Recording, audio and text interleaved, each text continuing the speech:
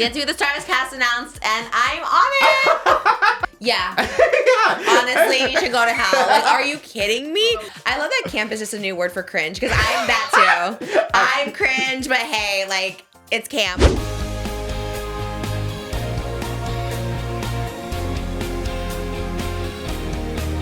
Her name is Trish, she's got the dish and all the gossip's filthy rich, pretty and big, hot topic queen, and says what everybody thinks. She's just Trish.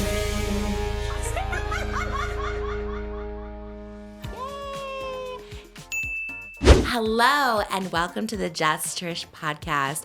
I feel a little quieter because we are missing 1/3 of our trio, just for a little bit. He'll be here soon, but I feel like with Moses, I need to calm my energy. I don't have my laughing loud partner in crime here. I have my soft-spoken partner in crime in real life here. Partner in love, really. Moses. We're starting the podcast. Oscar's on his way. How do we even do this? Oh, I know. Patreon.com/JustTrish. My ears are also like weirdly popped, so I felt like I was screaming doing the ad reads, but go to Patreon.com/JustTrish. Whoa, already chaos. We have signed headshots, and we have a sticker of the month as me. So you get Galinda Trish and Selena Trish. Honestly, 2 Trishes I love. Do you love those Trishes, Moses? I was there. I filmed this one. Did you? Yeah, I filmed you sitting there right. on the ledge. And who were you? Legs. You were cosplaying with me, one of the first cosplays. Then we ate the pizza. Like, there's not enough hot sauce for me, babe. That was good. That was so good. Yeah. What are you doing? What are you doing? Wait, what was his name's Chris. Okay. What are you doing? What are you doing? What is that? Hot sauce? That's too much. That is too. Stop. They never have enough hot sauce for me, babe. You're crazy. You're crazy. I love it. So one of my favorite scenes is Selena and one of our earliest cosplays. And you had the ponytail like him. You really did transform into all the cosplays. Yeah. Is there anything you would like to promote before we jump in? No. I was just still at that. I was like, I love when there's a meme of yours and I was there to film it or I remember it. Oh, that's right. I really love those. Really? Mm-hmm. You're like, I was there in a moment in history. Yep. You did a great job filming that. Well, JustTrish.com, we always forget to promote this, but my mom is still shipping out of our garage, and we have cups available and hats. You have the whole thing set up here. You always tell me to. I also love, do we have Easter eggs? That's okay. We have Easter. You have the mug over there, your mug cam. These cups are amazing, and the mugs are amazing, and the hats are amazing. Everything is just amazing. That's not my lipstick. We have exciting things happening later today. That's why we're like we've run a tight ship here. On Monday too was a shorter episode because we've been having like things happening, and I'm super excited. You guys will probably know in the next week. So there's lots of stuff happening, and yeah, I kind of just don't even know. But maybe this is your time, babe, to give me a hot topic that you normally wouldn't bring on. Oh, did you see the girl that her husband packed her lunch for her? Yes. Did oh my God, I that? wanted to talk about this on Monday. And she stands. This is okay. So this basically we're so on the same TikTok. TikTok is so funny because like I don't know if she has followers or if she doesn't, but she went viral. Young girl, she's a teacher. She had forgotten her lunch, so she asked her husband to pack a lunch and like bring it over her way. So she's showing him bringing her like chips and cookies, but like in the full bags, like not in a Ziploc, not packed cutely. They're open bags.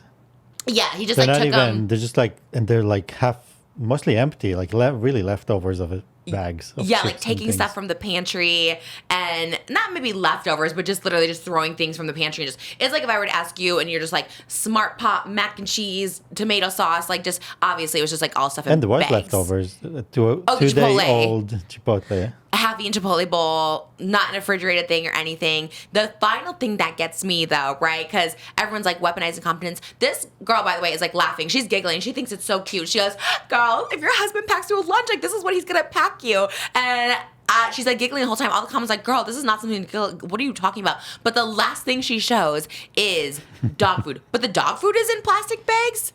He put the dog food in there. He didn't just put the whole Right. It's the only thing he actually put some in Ziploc and put a note. And he said, "You're my dog, but bring this back because we need this food." I was like, because we're running low.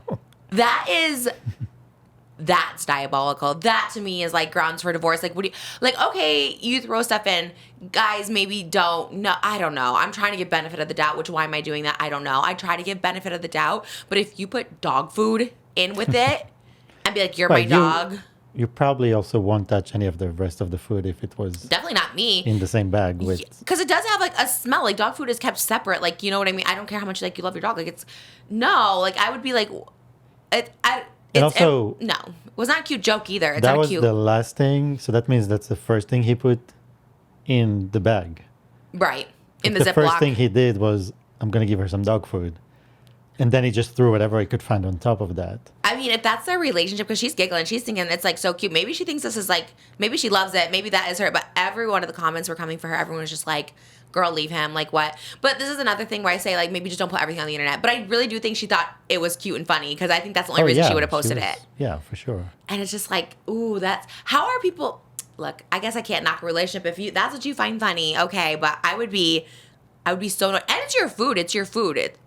It's my food. If it's my lunch and I take it so seriously and that's what you pack, you would never. Moses is putting like insulated bolognese and like cute little like all my little I'll be pizza. showing up with a hibachi table and I'll be cooking for you right there. You'll be like, no. And you know, anything. He could have DoorDashed her something. He could have like made I mean, I'm really bad when it comes to making stuff cute and aesthetic, but I know to like make a sandwich, you know. That one I was annoyed. What if I packed that lunch for you? Would you be like, that's cute? Not the dog food. No, I mean, for me it's worse because I don't consider chips and those kind of things as food, you know? Yeah, they're snacks. For me, No one like, does. They're hardly a snack or like, yeah, even that. So Chipotle, old, no. Like to me, I would think you're trying to poison me. Why? 2-day-old Chipotle? I would think you're trying to like, okay, you're trying to sabotage my work Oh, day. if you pack me leftovers, well, you know I don't like leftovers. I'd be like, what?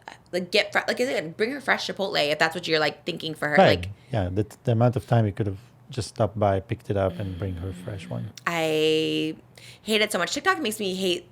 I get why people are like, marriage is not it. Like, so many women will be like, marriage is a trap for women. Like, it's like just taking care of another child. They're like, you have to be the mom. Like, you're the one who has to cook, clean. You're working. You come home and you cook. You have to clean. And it's like, yes, I do feel bad. Like, that is crazy that's how so much like of the households are set up, is like both people working, yet the woman is the one that has to come home and clean and cook and stuff. Like, that's also take care of the kids and stuff. It's like a whole.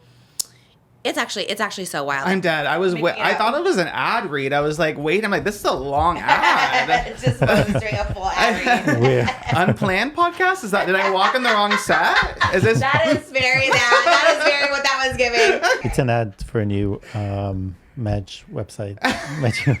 Honestly, this is Plenty of Trish. Plenty of Trish. Yeah. I love that. I think I did have an app called Plenty of Trish. Did you really? I think it's still out there. I think it was like Plenty of Trish. I don't know who's making money off of it, not me, but no. All right, well, what a great way to start this is why I love us here, but without you, it feels like a couples podcast, and couples podcasts all to me feel like an unplanned podcast where it's just like, I don't know.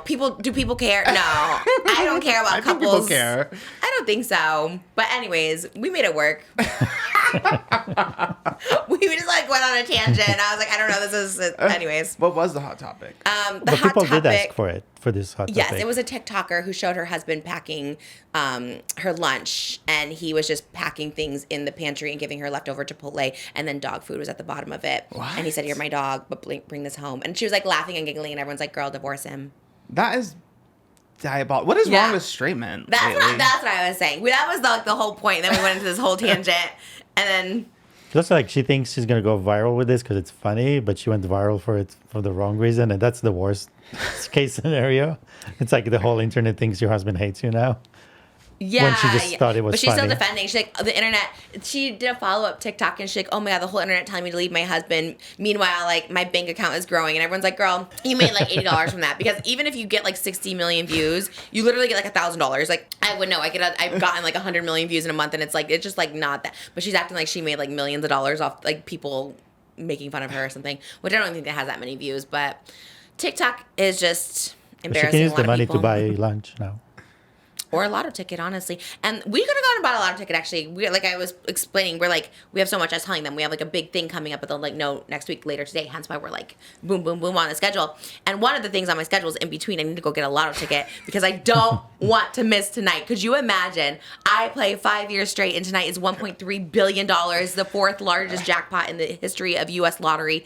And I didn't get mine yesterday for today, so I was like, I really need to go. And my fear is like we go long doing the thing we're doing later, or like I forget, or like we can't get out or something. I would cry if my numbers were called. So tonight is the 1.3 billion. Monday there was a $1.3 million ticket sold. Me and Jimmy always talks about like lotto tickets, and it's like, oh my god, it's like near where you're at, like please tell me you won. And he's like, no, but like I really thought it was him for a minute because Tana texted it to me. She's like, oh my god, this ticket was sold in this area, and I was just like, oh my gosh, so crazy. So anyways, he didn't win, but maybe tonight. And Jimmy, did you see good luck. that from because for some reason the lawyers that represent winners of lottery are on my TikTok, so it's also another sign. But Winning. they said basically from $1 billion you're left with something like around 250 million. Yeah, well, I know the math of it because half of it goes to the IRS, and then you can either take the cash option, which is like half of that, so you get 500 million. Then they say you can take the 500 million, but it's gonna be over the course of 30 years. A lot of people probably die in the course of 30 years, so everyone's like, or you could take the cash up front, and then that's a way lesser value. So that's probably like the 250 million that they came up with. So, Which is wild. Yeah. I mean, I'll still take 250 million. I will it's take just, it. It's just interesting because it's like I don't know how the country, both the country and the state, tax something like this where it's not work. It's like donations. It's a lottery. Well, Like, that's also crazy because like the state does take like half, like they take half of it. You know what I mean? So it's just like, why are we? Anyways, we love it. let us know if you Gamble win. responsibly. If I win tonight, yeah, like we'll probably still do the podcast, but I think I would just give you and Jimmy like also like a buyout. Right, you have to buy. I don't know how that works. We'll buy Oscar. No, like a buyout. We'll buy him from his family. What? No. Oh. Like I think like it's really just like buying and being like, here's my like a severance package. Yeah, okay. Is that money? Did you watch Severance? We'll do the procedure. What is a severance package? Like in work, in Yeah. the workplace. Yes. When you get laid off, and then they just, instead of like keeping you employed, they pay you for like a certain amount of time. So I like said a it month. right. So Yeah, the severance kinda, package yeah. could be like $5 million or something. It's pretty good severance. Yeah. Would it be? Yeah. Yes. Because I guess, what if I want to come back and do the podcast? My rate has just gone up. You're like, actually this, but you get to keep the severance package? That's a good question. I think so. Yeah, I don't think there's any doesn't count to takebacks. it? Yeah. Okay, I'll be like, but what about that? And you'll be like, no, that did not work. I don't know the legalities of it, but we'll know if we win the lottery tonight. Or Jimmy. Honestly, I would be so happy because like my glam plays, Jimmy plays. Like I would be so happy if someone else won. I mean, that'd be crazy if I knew someone that won the lottery and I played so long. But honestly, would be happy. And I think whoever wins deserves it. Yeah. And we would do good things. I would definitely do good things. I would be being philanthropic out my butt about it. You know what I mean? I would be like helping everybody. feeding Mr. kids. Beast, your Oh. career is in jeopardy if you win the lottery. Oh, absolutely. I challenge Mr. Beast. I'll be like, you donate this much too. And I'll be like, who would outbid who? Like, who would donate more money? I think you would probably just want to beat him so bad that you would end up donating more Because money. he's doing it as a business, you'll just end up spending all your money on it when he would just spend a little bit. You know, That's true. He spends exactly how much he can get tax breaks for, you know, I right kind of off. like the idea of spending like all of it. Like obviously leave some for your kids and stuff. I kind of love the idea. Someone did that. They just like spent all their money before they die because it's like you can't take it with you, so you might as well just like help people who need Yeah. it. I think like my fans. I think I would like do a tour. I think I talked about that before, where I'd like just shoot money out to people and like go shoot guns. Like I would, because so many of those people, you know, and it's like I would give back. I would, and it would be like to the my Domino's fans. CEO's son is not welcomed at Yeah, that one. no. Absolutely not. 'Cause I never got in a commercial. I could just buy Domino's and then I could be in a commercial. You know what I mean? That'd be. I wonder how much Domino's is worth if I wanted to buy them out. I feel like a lot, no? in the billions. A billion? Yeah. A few billions. Domino's pizza? How much is it I worth? think, I mean, something of that size, it would be a few billions. Oh, I can't buy. I can't even buy Domino's if I win the lottery. That's crazy. Maybe you can open a franchise, Okay, well. What? Oh, 15.55 billion. 15 billion? Who owns it? Who's getting that money? Was it the kid I met his dad, or he's just like running it? Who owns Domino's and who's worth 15? I guess we don't need to dox them, but that's crazy. I hope they're not playing the lottery tonight because that's what would happen. People get mad at me playing the lottery, but I I'll use it for good. You know what I mean? Like I'll feel comfortable, but then I'll also use it for good in the world. Wow. Damn. Which is okay. But it's probably not that much if you compare it to other companies like 15 billion is Coca-Cola. crazy. Yeah, it's like, the 13th or 1,337th most valuable company. So there's 1,336 above it. Wow. What's number one, you think? Let's see. Coca-Cola, you guess? No, it'd be like Tesla, Apple, one of those companies. Apple. Wow. Apple's good number guess. one, yeah. That was amazing. Apple, NVIDIA, NVIDIA. NVIDIA? I don't know how to NVIDIA, pronounce they it. make the chips for the computers. Okay. Yeah. All right. Then Microsoft, then Amazon. Oh my God. That's crazy that Microsoft is up there. Like, I think my dad sold his company to Microsoft because he made the chips, and I think he sold it. I want to say, is that public information? I don't know. It was a while ago. It was like 30 years ago, but I think he did.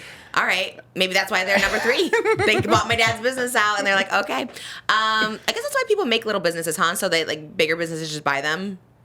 I don't know if that's always the goal for every business person, but I'm sure. To me, that would be my goal. Like, I would love to have like a little pizza spot, and then Domino's just wants to buy me out because I'm like too much competition, or I have a really good product. I don't really know why people do it, but I guess that's the step for life. You don't have to work forever if you like make a company and then you get bought. Yeah, like Hailey Bieber with Rode getting bought by, was it Elf? Is Elf the one that bought Did Rode? they? Damn. but yeah, a lot of startups, that's their goal. In the tech industry mostly. Yeah, Elf bought Rode Beauty for $1 billion. $1 billion. That's like the magic number because was it what's the one? Poppy was bought by Pepsi for $1 billion. Oh. Maybe $2 billion. Crazy. That's wild. And it's just like this young woman that started it. I was like, okay, just making $2 billion off that sale. Like, I would love to start something. You've had so many random products throughout the years. Glitter. Was that you know I bought by? love glitter. Well, you should buy it then if you win the lottery tonight.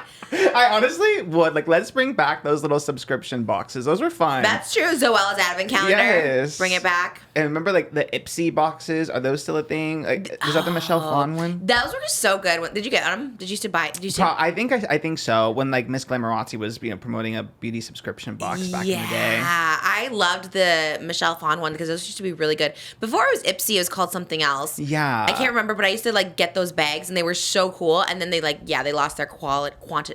They lost quality fast. Then it became like little samples. They used to get full size products like FabFitFun. Those boxes. Yes. Those were the big boxes with big products. There was one called like influencer box and it was like giant deodorants in there. It was so cool.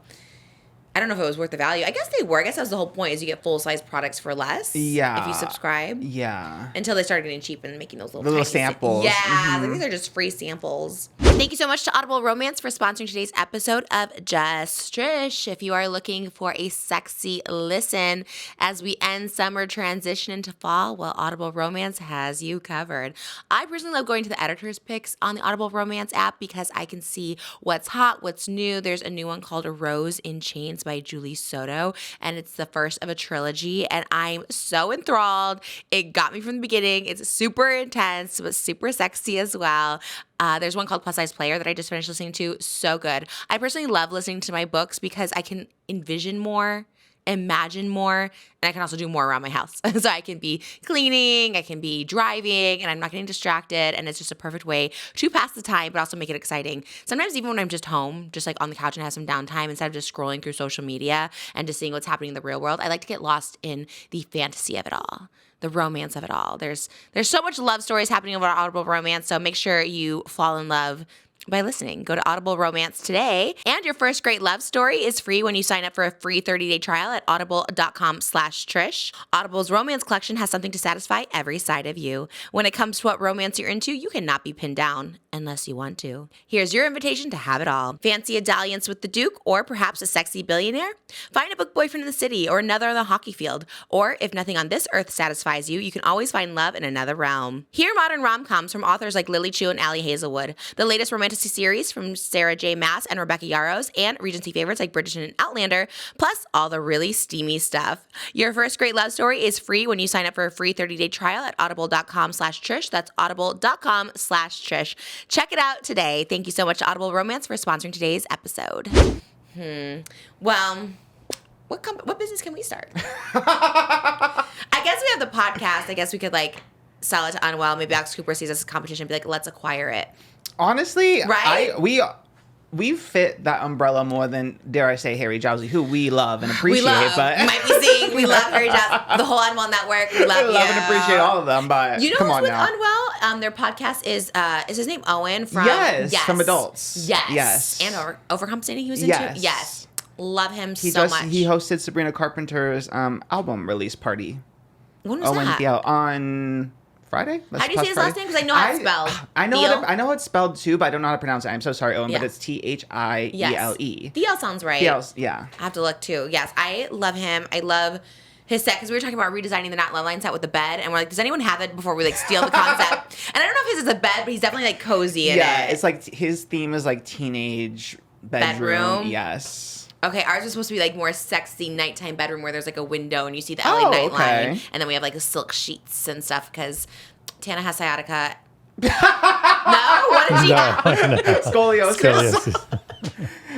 What's sciatica? No, it's similar. It's like Okay. the lower back pain as She has well. scoliosis, Yeah. and so now we have to rebuild a bed. So we're gonna redo the chairs to be a headboard, and then we have to have like a bed little situation happening, which is just like a cute thing, anyways. And I'm like, let's just make sure no one else has like a black silky leopard bed, you know? Yeah, don't let And- Moses eat in there though. Get You those don't have crumbs. Oh well, don't let Darian sit on. My mom literally yesterday, she's like, "Oh my gosh, I can't believe Oscar doesn't let Darian sit on the couch." we She have was gagged. some rules. We have some really He important lets him rules. sit on the couch, just not eat. Not eat on the couch No. or drink or yeah. Well, then we went to Patreon and we talked about his rules for you, and I was telling my mom like, go to the Patreon if you want to see Darian's rules for Oscar. Yeah. So, I mean, we have rules for each other. What's our rules? We have rules, I'm sure. There's probably something where I'm like, oh, don't do that. No, again, we get along in that. Well, like that we okay, don't. but we have for to example, I don't like burp and fart. Well, I don't either. No, but it's something that you feel strongly about. If I I did, think that's a very common thing. no, Do you let many Darian burp or couples, fart? many couples. In front of you? Yeah. And you do it back? I mean, if that's TMI, don't share, but Not really, but more. Yeah, he is more so the. fart or burp? He's more of a burper, I guess. Like loud, like doesn't hold No, it in? no, not super he loud. keeps it. He gives it. Like, he Yeah, just like a holds it. polite. Yeah. Okay. That's okay, fine. Because, yeah, you drink some Dr. Pepper, it's gonna, it's gonna, by the way, there's a Dr. Pepper museum in Waco, Texas. That's a whole other thing. But shout out Waco and Dr. Pepper. The land of Jessica Simpson and Ashley Simpson. Are they from I'm Waco? 90% sure they're from Waco. I would actually gag. I would go see their childhood homes and the Dr. Pepper Museum. Oh, I was wrong. Abilene, Texas. Okay. That sounds about close though, Waco right? sounds familiar. Like someone is from Someone Waco. is definitely from Waco. Waco, Texas. Buddy Holly, maybe. Jennifer Love Hewitt. No, Ashley Simpson. Yeah. Okay, Oh. maybe Jessica was Adeline and Ashley's from Waco. She's- Maybe they okay. moved. And Ashley was your. Steve Martin. That okay. wouldn't make sense to me, yes. A Place for Legends. Steve Martin, Ashley Simpson. And Jennifer Love Hewitt. Okay, yeah, honestly, they all icons. Yeah. Yes, we love. When does that start? Only Murders. Soon, 'cause Today? the press, maybe today, yeah, because the press junket just, we could finally post a press junket. It was filmed like 2 weeks ago. They told us to post Oh. 9/2, so I think it's this week. Ooh, I'm it's assuming. secretive. Yeah. Did you finish Wednesday? No, it just came out. Well, I don't know. Today, I right? thought maybe you were on it yesterday. I What, think I don't know. This is not truly a spoiler. I just didn't know. No, this is. I don't want to say it's a spoiler, but I didn't know how small of a role Lady Gaga's role was. How small is it? 90 seconds. I don't know the character or anything. I just know her role is 90 seconds. No. Yes. And I That's feel like crazy. they hyped it up a lot. And granted, she did do like a song for it, and Tim Burton directed the new music video. But I was like, they just hyped it up so much that I was expecting like American Horror Story level of like, oh, she's gonna really carry the. Yeah, be in it. Yeah. She probably was too busy. She's like, I can't. True, because she was doing the album and like Mayhem and everything when she was filming this, but so it was like a quick little thing. But I love the hype for it. That's honestly me. When you see me in a 10-second cameo, I'm not going to shut up about it. No. I'm going to be like, starring me. I mean, Lady Gaga's a name, so they're probably like, she looks fierce in it. I saw the little promo photo of her, and she looks fierce I in love it. Gaga. You didn't watch anything last night? No, it was a long prep day for today, but I'm very excited. Too. I Me too. Okay, you guys will know soon enough. I did get really excited too. I tried on. Well, I tried on my outfit and I was like trying to do a sit test before you come. I was like, okay, does it look okay? Because I love to wear pants, but I feel like sitting in pants is such a weird thing because it fits fine when I stand. I look cute when I sit. Why do I get fatter when I sit down? Like literally, they expand. Yeah, 'cause I guess it just pushes your hunched. belly out a little bit. Do you think skinny people have to deal with that? You think their belly stays the same? No, even like skinny people will have like little rolls and stuff, or it'll like fit over, like it'll hang a little bit over their. Really? Yeah, depending on the weight. Now everyone's doing low rise though, which I cannot. That's crazy. Yeah, I cannot handle. I mean, I love the idea of like me one day doing a low rise jean. It looked like when KATSEYE is wearing low rise jeans. Oh, yeah. They look good as hell, but can never be me. And I'm okay with. I'm at peace with that. But damn. Yeah. I'm with you. I'm excited to learn the KATSEYE dance. I also want to learn the soda pop dance now. Oh, I love it. I love that you're into K-pop Demon Hunters. Literally because of you. Literally, I was like, you told me about the idea, and I was like, okay, I watched it, and I was like, okay, I kind of like love it. I couldn't tell if you would be into it or not, but I'm glad that you are. I'm into it. I thought it was a TV series, but yeah, I was, just a movie. I was like, oh, I can commit to a movie. Number for one sure. Netflix movie now of all time, which is crazy. I love it. Saja boys, that's what they're called. Yeah. I love them. And I love the girls, but again, the patriarchy, I'm kind of obsessed with the Saja boys. And I was like, oh, we should be into these little divas, but I like them. They're cute. Yeah, at first, because the songs were charting on the Billboard chart, and at first when K-pop Demon Hunters came out, it was the Saja boys, like, you're my soda pop, my little soda pop. That song was charting more above like Golden and stuff, but now Huntrix, the girls, now they're charting above Saja boys. So it evened out, but it was almost the Barbie Ken effect Annoying. at first. But yeah, Huntrix has come out on top at the end. So I'm trying to be with the girlies, you know what I mean? But we could do them for Halloween too. We can do all of them. Oh, well, speaking of KATSEYE, though, I saw the numbers from the Denim Wars with the different ad campaigns, and it looks like Gap actually came out on top, and I was kind of gagged by that. Yeah. The Gap CEO said the KATSEYE ad stacked up 400 million views across their platforms, which is insane. 400 million is wild, yeah. Yeah, and it caused their sales to go up, and then I was like, out of curiosity and journalism, went to see what like American Eagles, how their sales were doing after the Sydney Sweeney ad, and I guess foot traffic for the past 2 weeks, so like after the Sydney Sweeney ad came out, was down year over year. And it was it wasn't like a normal like dip in foot traffic. Forbes said it was like, this is what happens like when a brand has like a dip in quality or like brand like esteem for the brand. Oh. So it was crazy because like right after the Sydney Sweeney ad like came out, like their stock went up, but then people were going to their website, like their site traffic was up, but they weren't actually getting sales on American Eagle. And now, like, people aren't going into the American Eagle store as much, which is so interesting. How do they even track that? There is a company, a retail data company that Forbes worked with. They stand outside the store. I don't know how they calculate it. But the company is called Pass_Buy. And yeah, they calculated because usually it kind of dips a little bit for all the stores, but they said like how much the percentage was. It was, I don't know, it didn't say percentage, but it said it was such a big downturn, and it said when the brand sees momentum stall so sharply, it often reflects a reputational or cultural factor cutting through to consumers, which is like, damn. Yeah. So it did. So everyone was like, oh my God, it actually went up. But actually. Yeah. Because people were like clicking on the site, but people weren't buying the jeans. Why were they clicking on the site? I think to look at the Sydney Sweeney ad, I'm assuming. Because they said site traffic went up for American Eagle after that ad. I was going to say, just look at it on X or Instagram. Like it was everywhere. But I guess like old people, like they don't really know. You know, right. They're like, let's go to the website. Yeah. But yeah. But Gap is selling those jeans. Did you buy any Gap jeans? No, but I went into the store again. I keep going to look at the ad because I just love it so much. You're adding to the foot traffic. Yeah, they're tracking me. Yes, what does that mean? So you go just to look at the pictures. Yes. I think you're the only person that does that, but I love that. No, the icons are going in there, and like I see everyone in person. Yes. Oh, I see. To take a picture next to it. Okay, yeah, I get that. Because I had 400 total million views, 8 billion impressions, and the Gap CEO said it made sales go up for both Gap and Old Navy, which is kind of gaggy. Two of my favorites. I do shop there all the time. Love it. I mean, so Rage Bait, not as effective as everyone is, you know.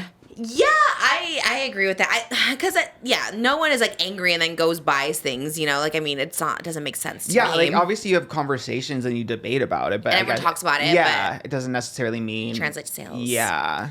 Well, shout out Gap. Who else was in the running? Gap, American Eagle. Was there anyone else even close? Was it Lucky that Addison Rae won? That was also kind of up there too. That's kind of fierce that she did Lucky Jeans. Yeah, and it said that like Addison's went viral without like the conversation though, so that was like I guess a plus according to Forbes. But yeah, it was very interesting. Where does Torrid fall in there? You know, Torrid wasn't in the article that I read from Forbes, but they're fatphobic. Forbes. I need to know Torrid, Lane Bryant. Where's those? Because you know what? The average American, where do we see? The average American woman is a size 14. Maybe that was from Drop Dead Diva, but I think the average size woman is a size 14, which is considered plus size. Those stores don't carry size 14, so that should have been in the conversation, but I guess it's fine. We'll take Gap. We love that, but also, actually, you know what? I'm going to say Gap might go up to like 34s. 35 Gap goes up to. Okay, well, I'm a 38, so. Oh. Not my size, but I suppose the average American woman. Yes, okay. That's pretty impressive. Yeah, most don't go up to like 32. I'm someone who loves a size like 16, 18. That's, you know, what I like to see. Because when you start doing the waist inches, like, oh, I do not have, I think that's what it is, like a 34 or 35 inch waist. That is not me. But one day, not today. And that's okay. I'm wearing a dress. Did you eat dinner last night, or were you just like... No, I ate dinner, yeah. But my waist, I did go down a waist size. I'm 32 now, which was quite a gag, yeah. Well, you could fit into those jeans then. I know, T, because I went to get jeans the other day from Zara, though, not from Gap. But, I know. Wait, what? If you were in Gap twice, why did you go get it? Gap is cheap, affordable. It's great. It is. I think I just have never bought denim from there, so I don't even know like where to start. You could have contributed to the sales. I know, you're right. I need to go back and I need to go right that wrong. You're That's so right. That's crazy. Return those jeans. I want to go get Gap jeans, honestly, and I'll maybe one day be a 35, and one day I can fit them, but I'll go buy them just because. That's crazy. Would you buy the jeans that they're modeling? Oh my god, no. Okay, let me go back and see. I don't think so because, like, they're not all low rise. Weren't they wearing like a jumpsuit? They have different ones. Yeah, Manon and Daniela are in like the low rise, and then, I guess Yunche and Lara are like in a boot cut, and then Megan and Sophia are in like a skirt. So I don't know if any of them are really for me, but... What about Guess, the one who used the AI models? Are they in there at all? They weren't in the article either. I wonder if that did anything. Obviously not. Obviously. Yeah, T, like, just hire it girls. Like, how hard is it? They did. They had Remy and Alicia. Oh, you're right. Over in but Tokyo. They didn't use them. Use them in a campaign. And Bretman Rock. You hired, yeah. They would skyrocket. You're so right. It's actually... crazy. You're so right. Have Alicia, Remy, and Bretman Rock do a little dance. That would be so cute. Oh my god, especially Guess, because like to me, Guess is like iconic jeans because Anna Nicole modeled for them. Like I feel like that's such an iconic ad. Like they should be doing that for sure. And then speaking of Sydney Sweeney, it was confirmed by TMZ that she is dating Scooter Braun. I was holding out because at first only outlets report it was Star magazine, and they were a little all over the place, so I was like, no, this can't be. Star's not credible, usually. Yeah, right? They're like the Inquirer. They're like a tabloid, yeah. They're very tabloidy, so I was really holding out, but then after Labor Day, TMZ went boots on the ground and confirmed through their sources, and people did as well. And then they are dating. Casually. Yeah, casually dating. Yes. Casual. It's still casual. It's never too late to dump him, Sydney. Oh, no. Wait, why do we hate this? Who is this guy? Scooter Braun, the one that screwed over Taylor Swift. Oh, yeah. Yes. Yeah. Well, yeah, I don't know. Did he give him back though? Is that how it happened? He sold her masters to another company, and then that company worked with Taylor to sell them back to her. Is that a good thing then? No. So it wasn't really him that sold them back. It was this other company. Oh, okay. And yeah. Well, all's well that ends well, I guess. Yeah, I guess so. Yeah. He's a little dubious, though. We don't like him. I know people are, like, so upset. I'm like, I'm with you guys. I want to be with the majority. I was like, but what are we upset? But that makes sense. Okay, love that. She's also the face of Jimmy Choo, so she really is just the face of everything. She keeps it moving, so for better or worse, I guess. Wild. Like, how are you the face? again, love it, but I love that you can be the face of so many things. You would think that like brands would be like, oh, she's just the face of too many. Like, you know, Right. now we're just like another one on her Instagram. You know, like No, they want it's it. crazy that they see her be with everyone and still want a piece of that. You know, High demand. high demand. But it's weird because it is like similar products. I feel like she has done like a lot of different clothing. Yes. She's done a lot of food. Fashion. Yeah, I Yeah. think the same thing. I'm always like, yeah, it's like if I did Arby's, but also did McDonald's and Wendy's. I was the face of all of it. I was like, I'm just the face of all these. I guess it's kind of a slay, but yeah, it is, you know. Yeah. So, She's I got mean, work. whatever. The checks are clearing. So I guess props to you, Why do mama. people say that? I love that term. Why do they say checks are clearing? Because you can, you know, you're cashing them. Oh. They're valid. They're not void. How do They're we know? not- How do True, we they're know not they don't bouncing back. bounce? Because especially from some companies, I'd be like, you know, you hear they're going under, and it's like, there was a company that I heard was like going under. I'm not working with them, obviously. It's also just not like my style or anything like that. But they're like, I guess they're just going bankrupt. I guess that's not necessarily going under. But I was like, it's public that's going bankrupt, and they were like, reach out, and I was like, I don't know if you're gonna pay me. You know what I mean? Like if you're going bankrupt. Oh, like Morphe. Like all the influencers still wanting their Morphe checks or whatever. Oh. Mine was not Morphe. Is Morphe under? Yeah, well, they Are filed they for still going? bankruptcy, and then Oh, but they're still happening. they're still happening, but they filed for bankruptcy. But so like anyone who they owed money to, like I think Yes. James Charles, Jeffree Yes. Star, man, like they all need like Jaclyn Hill. There's checks from them that never. Checks did not clear for that one. Yes. That's why that saying is so interesting to me because that's what happened. Well, that happened in like another way with me too. It's like, yeah, someone owed money to me and then they filed bankruptcy and then they just don't owe it anymore. And I'm like, but what do you mean they can still go buy houses and like live these like lavish And lives? like be in Target and stuff. It's just- Yes. Mine was not Morphe, but that is crazy. Did Morphe ever pay them? Do we know? That's wild. I mean, the James Charles is still to this day posting that Morphe owes him money, so I'm assuming. Do they say how much? I don't remember how much. I know he made a TikTok, because a Spill Sash covered it, of him like yelling at Morphe that they owe him like millions or something. So It's such a funny thing because it's like, on one hand, it's like, yeah, that sucks, but also like, they owe me $2 million. What do you mean they owe? That's your percentage is $2 million. What did they make? How much did you make off everything? It's like, I don't know. Sometimes talking about money is kind of like weird when influencers talk about it because it is just so like, oh, like you made Yeah. $2 million. I mean, yeah, I don't know. It's, I like, get weird. it to a degree because like that is like money that you earn. So obviously that's annoying, but it's also like, Yeah, that's what I'm Yeah. saying. No, for sure. Like they should pay him yeah. that money. I guess this is a good transition. Another dubious CEO. I guess. Are you a CEO? I'm trying to think of good CEOs. I don't know. I'm not a Oh, CEO. CEO. Ooh, I love that. Okay. Did you see the viral? I feel like Moses definitely saw this. The The Polish CEO, yes, Yeah. who stole the hat from a little boy at the U.S. Open. Did you see that? No, what CEO is he? He's a Polish businessman. I guess he owns like a landscaping company. But he was at the U.S. Open last week, and this tennis player, Kamil Motzerzak, I'm definitely saying that wrong, was trying to give his hat to like a little boy who's a fan, and then the CEO literally took it out of his ripped it out of this little boy's hand, grown man, and then hides it in his wife's purse, and the little boy's like, no, but like he tries to get it back from him, and he keeps it. He hides it into the wife's purse, and it became like a whole viral thing. And then of course people like found out who he was, similar-ish to the not as scandalous as the Coldplay CEO thing, but like similar my vibes of like God. finding the CEO, finding his company, review bombing him, and then he had to issue like a statement apologizing, What did etc. he say? Well, he issued two. Because Oh, the first two. statement, did you see the first one? He said the first one was fake. Really? Yeah, he because there was like a one that was going the one that was like going viral on like social media. That it's like, oh, it's just a hat. That one.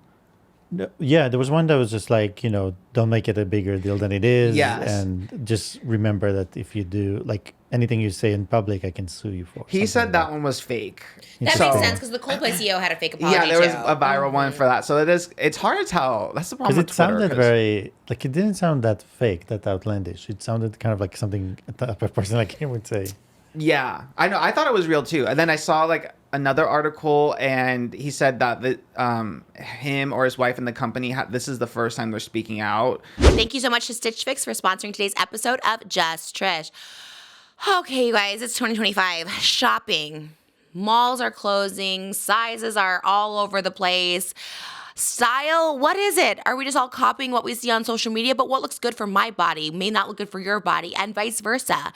I need someone, a human, that understands me, okay? And that's where Stitch Fix comes in. Personal stylist picking out outfits just for you, straight to your door. Here's how Stitch Fix works. Take a quick style quiz, share your size, style, and budget, and get matched with a real human stylist who gets your vibes. And it's no risk at all. It's all style. Get a personalized Fix box straight to your door and try it all on in the comfort of your home. Shipping and returns are always free, and there's no subscription required. Plus, get a free try-on for your first fix.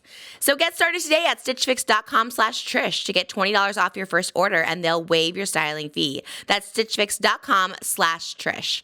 You guys check this one out. It's amazing. Thank you so much to Stitch Fix for sponsoring today's episode of Just Trish. And any other statements were fake, because he issued a statement through his company's Instagram on September 1st and said, "Today I know that I did something that looked like I deliberately took a souvenir from a child. It wasn't my intention." Liar. But that doesn't change the fact that I hurt the boy and disappointed the fans. The cap was given to the boy, and an apology is due to the family. I hope that I have at least partially repaired the harm. And then he talked about how him and his wife has spent years helping children and young athletes with his company. And then it said, "This situation has shown me that one moment of inintention can undo years of work and support." Yeah. Honestly, you should go to hell. Like, are you kidding me? From a little boy like, just taking it out of his hand, which that is your intention. Like, you didn't think, oh, he maybe threw it to me. Oh, whoever catches it. It's like you took it out of his hand. The little boy it's not like he threw it and he caught, they caught it at the same time. Whatever. It's like literally it was he was handed. aggressive. Yes. He was aggressive. I'm sorry, that is like the worst human being in the world. Like, I honestly think like that is like, a place in hell. Like, that's insane. That's actually so insane. Like, oh, and then the bull. I hate bullshit apologies. Like, what do you like? Just hide forever. It's on video. Like, yeah, and you like sneaky in the purse. Yeah. Did he get the hat back? What did he say? No, it did have a happy ending. Is once it went viral, the tennis player went and like had a special like meet and greet with like the boy, and they took photos together and did videos and stuff. It's still trauma for the boy. Yeah, the tennis player at least like reached out and found the boy, which was really nice. But can you imagine like you're a little kid and it's like adult? Oh my god, I would fight. Honestly, I would never fight, but I would fight. I would fight him. I'd have Moses fight him. I'd be like, go fight, because that's actually crazy. That's actually so insane. That actually makes me so mad. I know, and it's sad because his name is Brock, the little boy, and he like literally in the video you could see him like pleading with the guy to give it back, and he just like stuffs it in his wife's purse. It's crazy. That is insane. It's Because insane. also the little kid is like brave enough to be like, hey, that's mine, and you're like, you hide it from him. Oh my god, he's the worst. Who's worse, him or the CEO? No, him. I think he's The other one's like adults and you're just like weird, but like this is like children. Yeah. And hurting a child and traumatizing a child, and that child has to like remember that, and now he's gonna have to probably like fight for his life every instance he gets. Because you're like, personally victimizing a child. Yes! Like, of course, like with the CEO, like the Coldplay CEOs, yes, there's like, his own children. Yeah, he has his own children, and they're like collateral damage. Yeah. But this one, like the child was personally. Yeah, you did it. Yes. I hate it. It's I hate it sad. so much. Wow. What has gone into people? Honestly, like, and I actually, in that case, like, the people leaving bad reviews, yes, like, he's a bad person. Like, you should reflect that of his business. You know what I mean? Like, that's a bad person. Like, that's just a really bad person. So, I'm in support of it. That's weird. He's weird. That apology sucks. Yeah, that literally the worst apology. Is his company successful? I would literally have to donate, like, give them like a couple $1 million, you know what I mean? The family for like trauma and just like so that child can feel better. That honestly is true. Therapy, like a nice house or something. Like he should be. Because what does it mean? He said something like, oh, I hope this heals them. It's like, what did you do that helps the healing? Yeah, he didn't even specify what the work that he's done. He said that him and his wife have helped young people and athletes over the years, but he didn't specify what that work was in the statement. Like he meant all the times he didn't steal it. Steal the hat, yeah. Yeah, but didn't he say something like, I hope this helps the kid's probably family? the apology. Like he hopes the apology helps. No, not at all. But give me the hat back. And some money. I think that cures most things for a lot of people. Like, yes, it's so good because he's like a child, but maybe will help to be like in a nice house or like, get some therapy or something. What an asshole. Oh my God. I did not see that. Where was that viral on? It was kind of everywhere. TikTok, Twitter, yeah. Oh, I would have had something to say. I probably would have taken it to TikTok instantly. That infuriates me so much. More than the dog food. It infuriates me. That is so insane.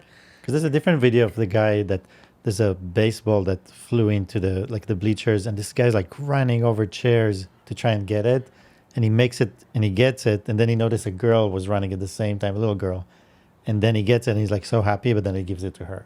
Oh, that's and he sweet. walks away. You know, like that's when you see a Always. child. Yes, always. That's why I don't believe them. Like if they were helping children, he would the first thing he Yeah. would notice that there's a child right there. Of course. No, I remember people when I was like a little kid and my dad used to take me to like the Cleveland games, like baseball games. Like adults would like catch it for me and give it to me. You know, like if I was like trying to reach or whatever, like so like that's what she would just do. You know, you don't just He's like like if you see a little kids. Millionaire CEO, like you can buy whatever you want. If you want a Yeah. signed hat or whatever it is. What a He was so sicko. excited about getting that hat, and I don't get that part. Yeah, me either. Like, what was it? Like, are you is he gonna just a resell fan? it? Are you? Oh, that is weird. I guess the tennis Weird. player, I think, is also Polish, and he's Polish, so maybe, I don't know, maybe It's it's like just a stan, like a tennis stan. It's a really big fan. But at that grown age, like, you gotta just let it go. Was it was it in Poland or was it here? No, it's the U.S. Open. I'm assuming that's in the U.S. I don't know. Where is the U.S. Open? That's a good question. It probably changes every year because like the Olympics. Isn't that where 'Cause Ariana you Grande watched- and Jonathan Bailey, I think that was Wimbledon? like yeah, that seems more like in the UK or I don't know. Okay, it was in New York, I think. And this was at the US Open. Yeah, this Scandalo was at the U.S. Maybe Open. we should go in our Patreon, like go to the US Open and like practice or something. Okay, yeah. You know, play tennis. A lot of celebrities did there. Who was just there? Oh, I saw another. It was like Matt Rogers, and he was sitting behind. Love that. Oh my God, why am I forgetting his name? Hamilton. Lin-Manuel Yeah, Miranda. seriously, Oh my but- gosh, I love that. And then Matt Rogers, but, like I just saw a montage of him, just like I don't know if he's a tennis stan, but he, like everything was so like, all his reactions were so dramatic. He was like, "What?" That would so be us. That'd be like. We would be like, Me would be eating. I would just be eating snacks. That's all oh, I maybe go for. Kylie. Was she eating? I think it was last year. I don't know if it was U.S. Open, but it was a tennis game when it was her and Timothy, and she was eating a chicken tender.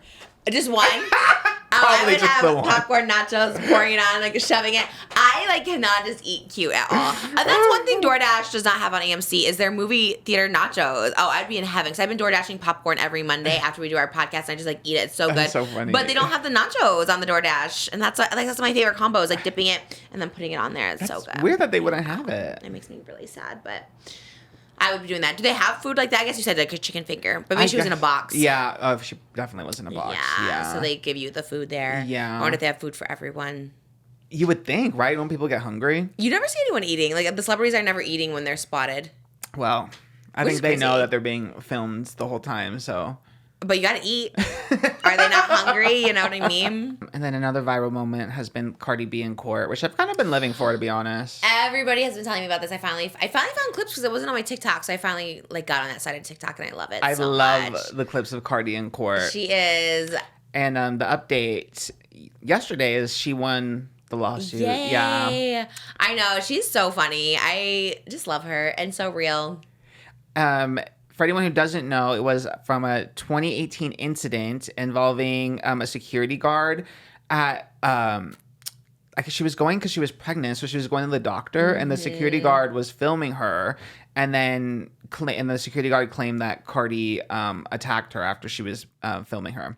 Which honestly, rightfully so. Like I think if she attacked her, that should be okay. Like if someone's like filming you while you're at the doctor's, like that's crazy. That's what. And she worked at the building, right? The security guard. Worked yeah, at the security guard building. worked for the building. Mhm. So I guess it's not really like HIPAA, but still, it's like, oh my god, a pregnant woman coming to the doctor. Still, yeah. I would attack as well. And then granted, Cardi didn't attack that. She was found not guilty of that. So celebrate that. Oh, she didn't even do it. No, the security guard claimed that Cardi like physically assaulted her and scratched her face with like her acrylic nails and stuff. But none of the story was really adding up. The whole case was kind of a circus because the lawyer, I mean, there's so many viral clips, but the plaintiff's lawyer, when Cardi was on the stand, was just asking the most random questions about like her wigs and like, did you see those clips? Yes, yeah. You showed up in a pixie cut. Now it's long and blonde. Oh, What's yes! your real hair? No, I was like, what? no, that one I saw. That was one I saw because I saw the other one. Yeah, and I was like, a wig? Like, what do you mean? Like, how stupid are you? Yeah, it's so weird. Like I don't know where this lawyer was found, but I mean, she was suing for $24 million, which is nuts. And yeah, the cross examination was just like all over the place. He was like, when Cardi was on the stand, it was like, he was like questioning her understanding of like different legal jargon. And Cardi, I mean, Cardi was just so funny. Like, So and funny, she was like, yeah. I've never heard of that. And like, she was like the funniest. And then when she was talking about like, she's like, how could I have attacked her? She's so much bigger. And then he was like, really, so are you calling her fat? No, I called her a bitch. I loved it so much, and it's so true. Yeah. And then yesterday it was the closing arguments, and it was the closing arguments, and Cardi was falling asleep. She was. Where was she? She wasn't on the stand. She was just like in the courtroom. She was sitting in the courtroom, and it was live streaming her reaction, and the lawyer's going on and on, and she just fell asleep, and then the live stream stayed on. What did she have to stand up for the result or no? She just was sleeping through that too. I think she ended up standing up at the end. Someone must have woken her up. But yeah, when the closing argument was going on. When the lawyers are going up there. Yeah, like, she just fell asleep. And I don't know. Honestly, kudos to her for showing up to court and like. I love it. Yeah. And also, yeah, not settling. You know, like sometimes when you get sued, a lot of times celebrities will just settle because it's just like a lot of time, headache, money, whatever. Yeah. And she's like, no, I'm showing up. Yeah. She has 3 kids? She's like, I'm still showing up, which is like, because yeah, it's one of those things. Is like, is it worth my time? That's what she said. She's like, if someone does it again, like I'm countersuing. Like I'm not gonna do, like, because she didn't countersue for this, so she just did it to like clear her name. Good for her. And she didn't like want any money back, but she said next time you waste my time like this, I will countersue. Yeah, no, for real. Like you're busy. Like you don't need to be like that. What sparked it then? Like if she didn't like physically touch her at all. No, like she called her out and told her to not do that. Yeah. Which I love. And because the security guard, I guess not allegedly anymore, but was like calling like Cardi, and like trying to take video of her. It's not even like a discreet little video. It was like getting in her face and stuff. Oh. And so this was her first child as well. So like obviously. And then she sues Cardi for not even doing anything. And then the doctor that she was seeing took the stand and was in defense of Cardi. The receptionist at the doctor's office was like the only witness, and she said that she came out right away when she heard like them arguing, and she said no, like I did not see Cardi like go near her or anything. And also the plaintiff was claiming that like Cardi's nails were like long and it slashed her face open like on her cheek, and then Cardi was like, they were acrylics and they were coffin shaped. Like I love it. Which is so true because they know anything about acrylics is they're actually like really like this is sharper than acrylics. Yes. Because they're like rounded and they're thick and you can't slice someone open. No. She was claiming that her face got slashed open and she had to go to to a plastic surgeon so it wouldn't scar, which is nuts. I wish you would countersue this. That's so annoying. Because I remember when I used to have acrylics, I loved picking scabs and I could never do it because you can't even like get underneath because they're just so round and thick. So bullshit. Well, anyways, that person's lawyer sounds crazy. That person sounds crazy. Like, and I'm glad because Cardi could like set because people probably do that. You know, like if you just talk to someone or like yell at someone for doing something wrong, it is crazy. That's like if someone breaks into your house and like. I heard that one story one time. It's like someone broke into someone's house. The person had a knife and like stabbed the homeowner, and then the perpetrator sued the homeowner. Yeah. I was like, it's such a weird world we're living in. Well, I'm glad she won the case. Yeah, I hadn't seen clips of it, and then I got on that side of it, and then I got really... For some reason, I thought it was, like, not real or, like, a parody or something. Like, it just didn't look real. It is so nuts. Yeah. Like, the cameras are such good quality, and I was like, she looks so good. And I didn't really hear anything about it until, like, Cardi was on the stand, and I was like, what is going on over here? Yeah, I didn't know either. It was nuts. And then, honestly, and to Cardi's credit, too, like, when she did a press conference after she won the trial, she said, like, no, I don't want anyone, like, fat-shaming her. I don't want anyone making fun of her, which I thought was nice at least. Because is this a girl? This is a big girl? Not even like that big, but I think because it went so viral of her being like, look at her, she's so much bigger than me, you know? Because Cardi was like, I was just 130 pounds at the time. Damn. And because the lawyer was like, how do you know she's so much bigger than you? And she was like, she's like, oh my God. I was 130 pounds. He said, how do you know? She's like, what do you mean? It was fierce. Oh, God. I do love her. Even, like, when she went viral, a couple weeks ago, we talked about her for, like, the 3 X's selling out. It's like, you know, I think she's just, like, she is real. Like, you know what I mean? It's just real. Oh, my God. I don't know. SNL need to cast her. She would be great. Yes. Yeah. there was another thing too where like the irony was her like winning this case, but then there was a reporter outside that the courthouse when she was getting into her car that started yelling questions at her, speculating about like her pregnancy, because there's people are questioning if she's pregnant, and there's like a whole thing with like who the father is, if it's Offset or someone else. That's what I heard too. Stefan or something is her new man. Stefan Diggs. Yeah. So the journalist like yelled that at her as she was walking to her car, and there was someone like wanting an autograph. She went to that person, took his marker, and then threw it at the reporter. And everyone was like, "Wait, but you just..." Yikes. Oh no, girl. But she was standing on business, so because she was like, Yeah. Are any of these women reporters asking me a question about my pregnancy? No, it's only you, because it was a man. So did she confirm it then? Was she asking about my pregnancy? No, she did a video, like a TikTok after she got home from the trial, and it's still like up in the air, I guess, but she showed that she had something like under her shirt to make her look bigger, because since I guess everyone was speculating about it, she was like, "Oh, fine, I'll play into it." Yeah. But I guess it's still like up in the air because she didn't say no. I don't know. I guess we'll see. She just said, "Don't disrespect me." Yeah. Yeah, you shouldn't speculate about anyone's. Yeah, I'm with her actually, because you shouldn't speculate about anyone's pregnancy. Yeah. It was funny. You could hear people in the background because he was like, "Well, I still love you, Cardi," and they're like, "No, you don't." And then the guy who wanted the autograph was like, but my marker. What'd she say? She's like, She was in the car at she that was point. gone. Yeah, she was gone.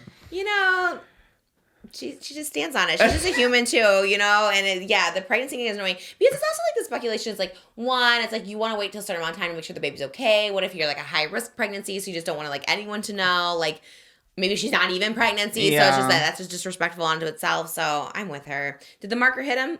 Hopefully it missed him. See the angle I saw. Didn't see that it actually hit him. But we're gonna get another lawsuit. He'll be back here. Yeah. I know. You know what? I do think there's certain circumstances like that where it should be okay to throw a marker at somebody. Do you know? And even like someone filming someone's pregnancy going into a doctor, I feel like you should be able to attack. You know, I don't know. Maybe not. Maybe that's not the way. I just know you're hormonal and like whatever. But I love that I love that she won this. Marker's nothing.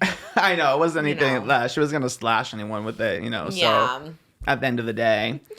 I guess another little parenting one. Kim Kardashian divided the internet. She was on CENAT'S live stream.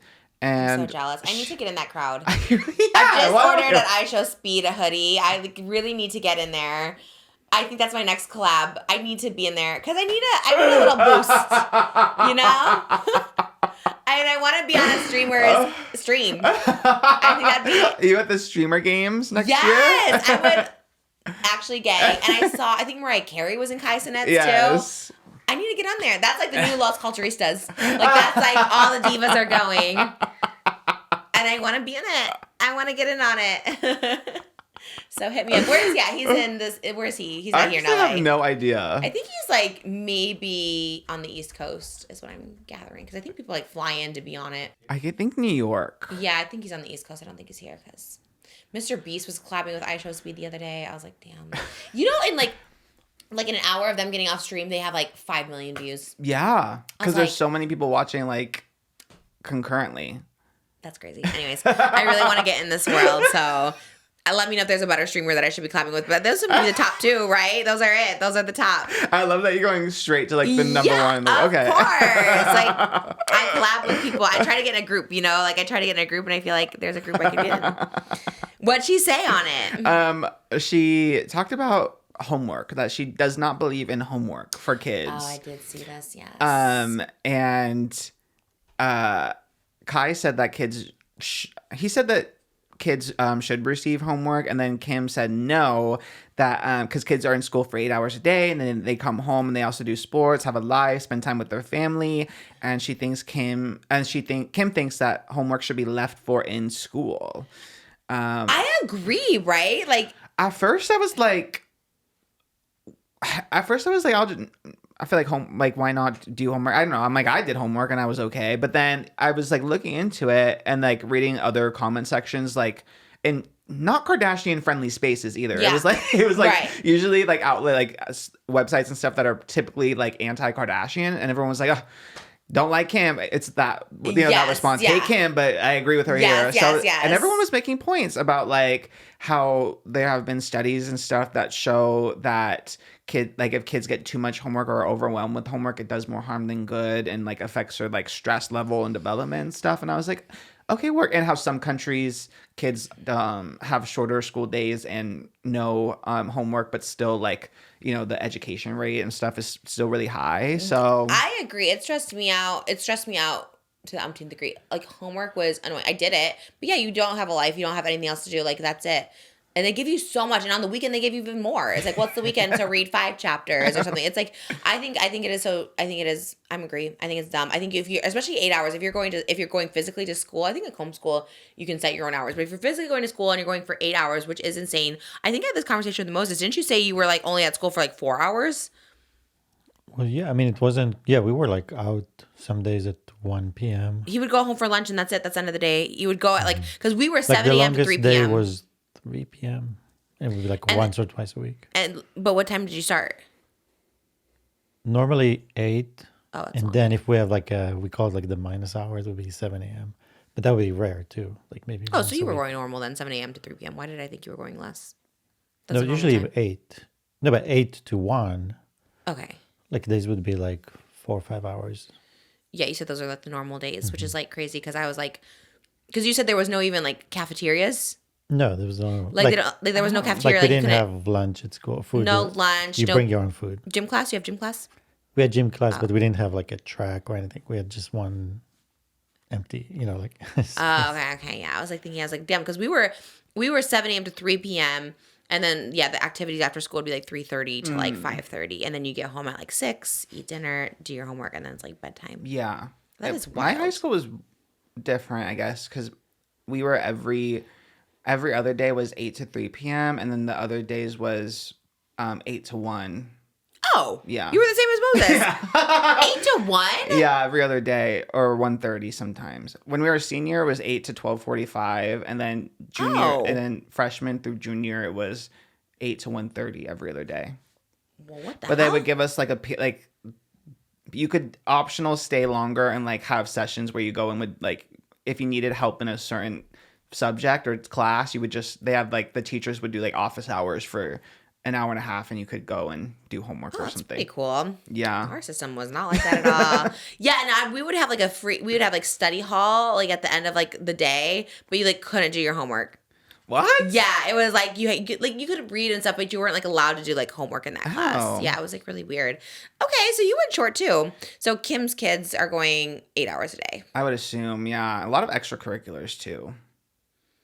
I mean, how do people have time? Like, it is crazy. I don't know, because my cousin has like a similar-ish schedule because they do the same school, and it is crazy at that school because the extracurriculars are insane. It's like it's dance, it's a random sport, and then they also like volunteer stuff, like where I think she helps like the younger kids study or something. It is like her schedule is more jam-packed than mine, and she is now I don't know how 13. they do it. So Yeah, it is and, crazy. Like, how are the parents driving them everywhere? Yeah. That is wild. Yeah. That is crazy. And someone like Kim Kardashian, like, is she like driving her to school and like taking her to all the activities? The Kardashians do drive them to school. I know that, but And take them for the to all most part, yeah. It's like, how do you do that and do like American Horror Story and stuff? You know what I mean? Like, that's so crazy. I mean, Yeah. it's amazing that they can do that. I could never. But the filming of stuff is not all the time. So it Yeah. would be probably, she filmed for a couple of weeks and it is 2 weeks somebody else took them in. And then like extracurricular, they just like when we take Malibu to dance, we're like sitting there watching her They dance. do. They go to all the extracurriculars, I will say. Yeah. That's wild. That's amazing they have the time because we barely do, and we just have one child right now in extracurriculars. Yeah. So at least to their credit, yeah, like they And all the kids, all 4. How do you do it with all 4 kids? I guess they're spread out a little bit in grades, I guess. So I think North is probably doing the most, I would assume. But I'm sure they missed some stuff, but I would say for the most part, they're there a lot. Like, yeah, need to Chloe know. especially. Chloe's always there.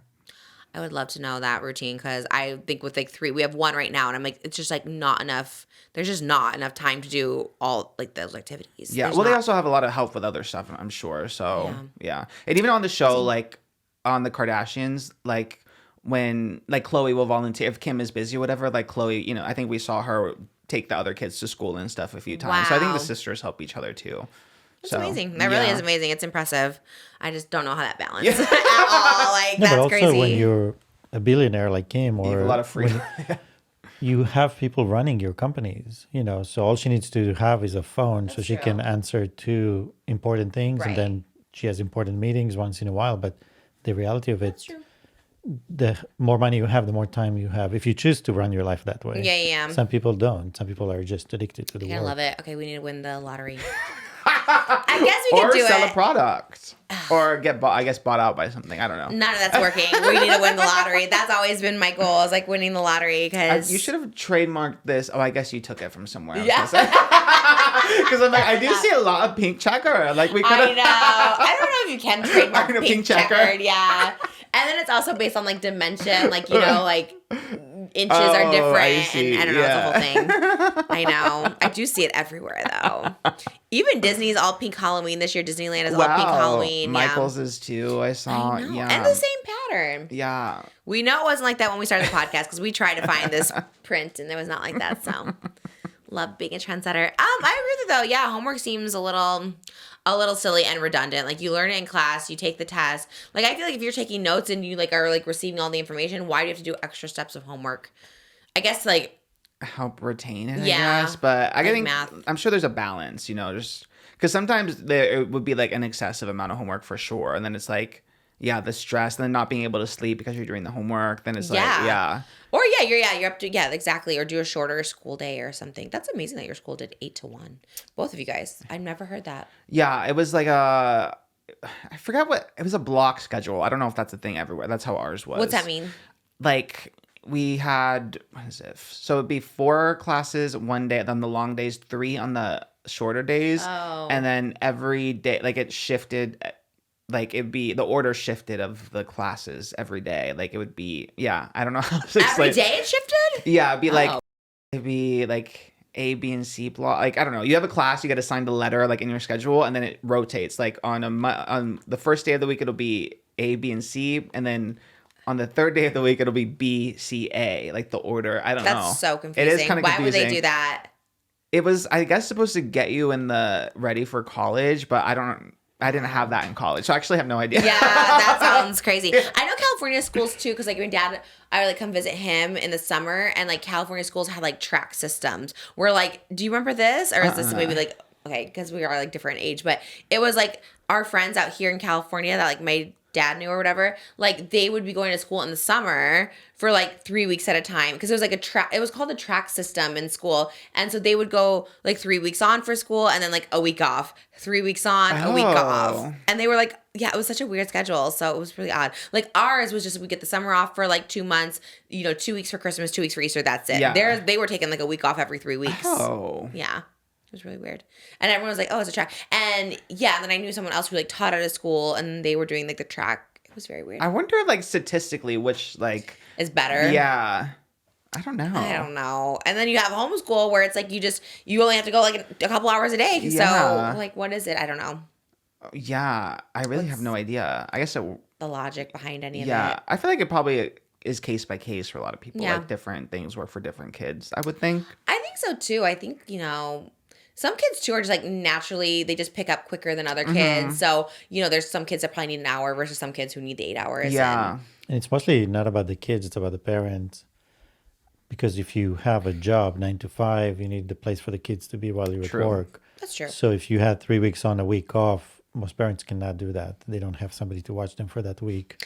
In that Where case, in the I think, summer, yeah. they had like summer camps and like they would arrange something for the summer. I guess I could see then. I guess like 8 hours is good because it's like, yeah, if your parents are working anyways, you might as well like learn and be in a school. Yeah. Because the schools were put into place for that purpose, to babysit your kids and get them ready for the workforce, Well, I teach them things too. If I got Yeah, like learn but, numbers and reading and most- writing. I never liked school, but you just do it. I guess as a kid you don't know any different, so you're just like, well, I'm here, and you're just like, yeah. I just always wanted to be home, so I guess that's why I hated school. I was like, I just be home. Yeah, me too. But then did homeschooling. I never did this work. I would I would get the material and I just would never do it. I don't know. I'm with her. No homework. Kim could change it. If anyone could, she could. She is literally a lawyer, right? I think She said she redid the bar exam or something recently, but I don't know if she said she posted. Oh no, she did, because I think she had a whole like ceremony in her backyard or something. Wasn't that on the show? Yeah. Right? But was it? I don't know. I remember seeing like them make a party for her passing the bar exam. So I guess she is officially a lawyer. She could change the laws. Like, she could literally take away homework from schools, and that would probably be everything. I'm sure lots of parents would love that, and kids too. Yeah. Yeah, because like, don't you have to help your kids, right? That's with true. That's like my fear. Like one day, is like having to help her with like math and like not knowing the answers. I don't know. The only in high school, I mean, like elementary, middle school, I know my parents helped me, but in high school, I think the only thing they helped me with was Spanish. Oh, so they're like, everything else Everything else I was I on don't my even own. have that. I have nothing to help her. Even English, I couldn't help her. I'm like, I don't know. The semicolons and the colons, and I'm so bad with that stuff. You forget so much of it, and then so much of it too, you're probably like, do we even need this? Especially I don't know. History, do we need it? It's just a lot. I think you need history. Yeah? Yeah. What's the argument for it? Well, if you don't know, if you don't know your history, you're bound to make the same mistakes again, I think. Sure, I agree with that, but do we need to know the War of 1812? Was it 1812? You know what I mean? Or when the Alamo was 1836, but do we need to know the years? Or do we need to know pi? 3.1478926925222. Exactly. You remember you had to like memorize the first 12 numbers of pi, and I was like, why? We know it's 3.14. Yes, that kind of stuff. I don't think it's necessary. They really should teach. Maybe now they have a different curriculum, but I remember in math class learning how to balance a checkbook, and I was like, never do that. Obviously. Yeah. Hopefully they teach people how to buy houses and do their taxes. Like that's probably what you should learn. If you could teach kids how to do their own taxes, save so much money, you'd be so on point. Like it'd be so great. Yeah, or just basic finances, like a finance class in high school, High or school. even like if it's in college too. Like I never had to take a finance class for my like major, so I think you only would have to if you're in business, like a business degree. So They should teach it. it should be a part of GE. Yeah. Yeah, when they make you go to school. Yeah. Well, we'll change the school Yeah. systems. Kim, That's next. Get on it. I feel like you could do it. If you're taking all 4 of your kids' extracurriculars, you can do anything. That's actually the most impressive thing I've ever heard. So, and doing all the companies and acting. I mean, that's so impressive. It really And is. CENAT'S streams, like damn. Yeah, you flew all the way over there and took your kids back to carpool. That's amazing. I guess you have a private jet. You can do that. Yeah, for her, I guess it's really easy. Yeah. I was like trying to think logistically, but yeah, that is. So do they just go on Kai's stream and like hang out? They just sit next to him, right? Like he's sitting at the computer and they're next to him? Yeah. And he has different. I guess he must schedule it out, obviously, because he goes for so long. So I'm sure he has like. I'm surprised he does, because I would imagine his audience wouldn't care too much about Kim Kardashian.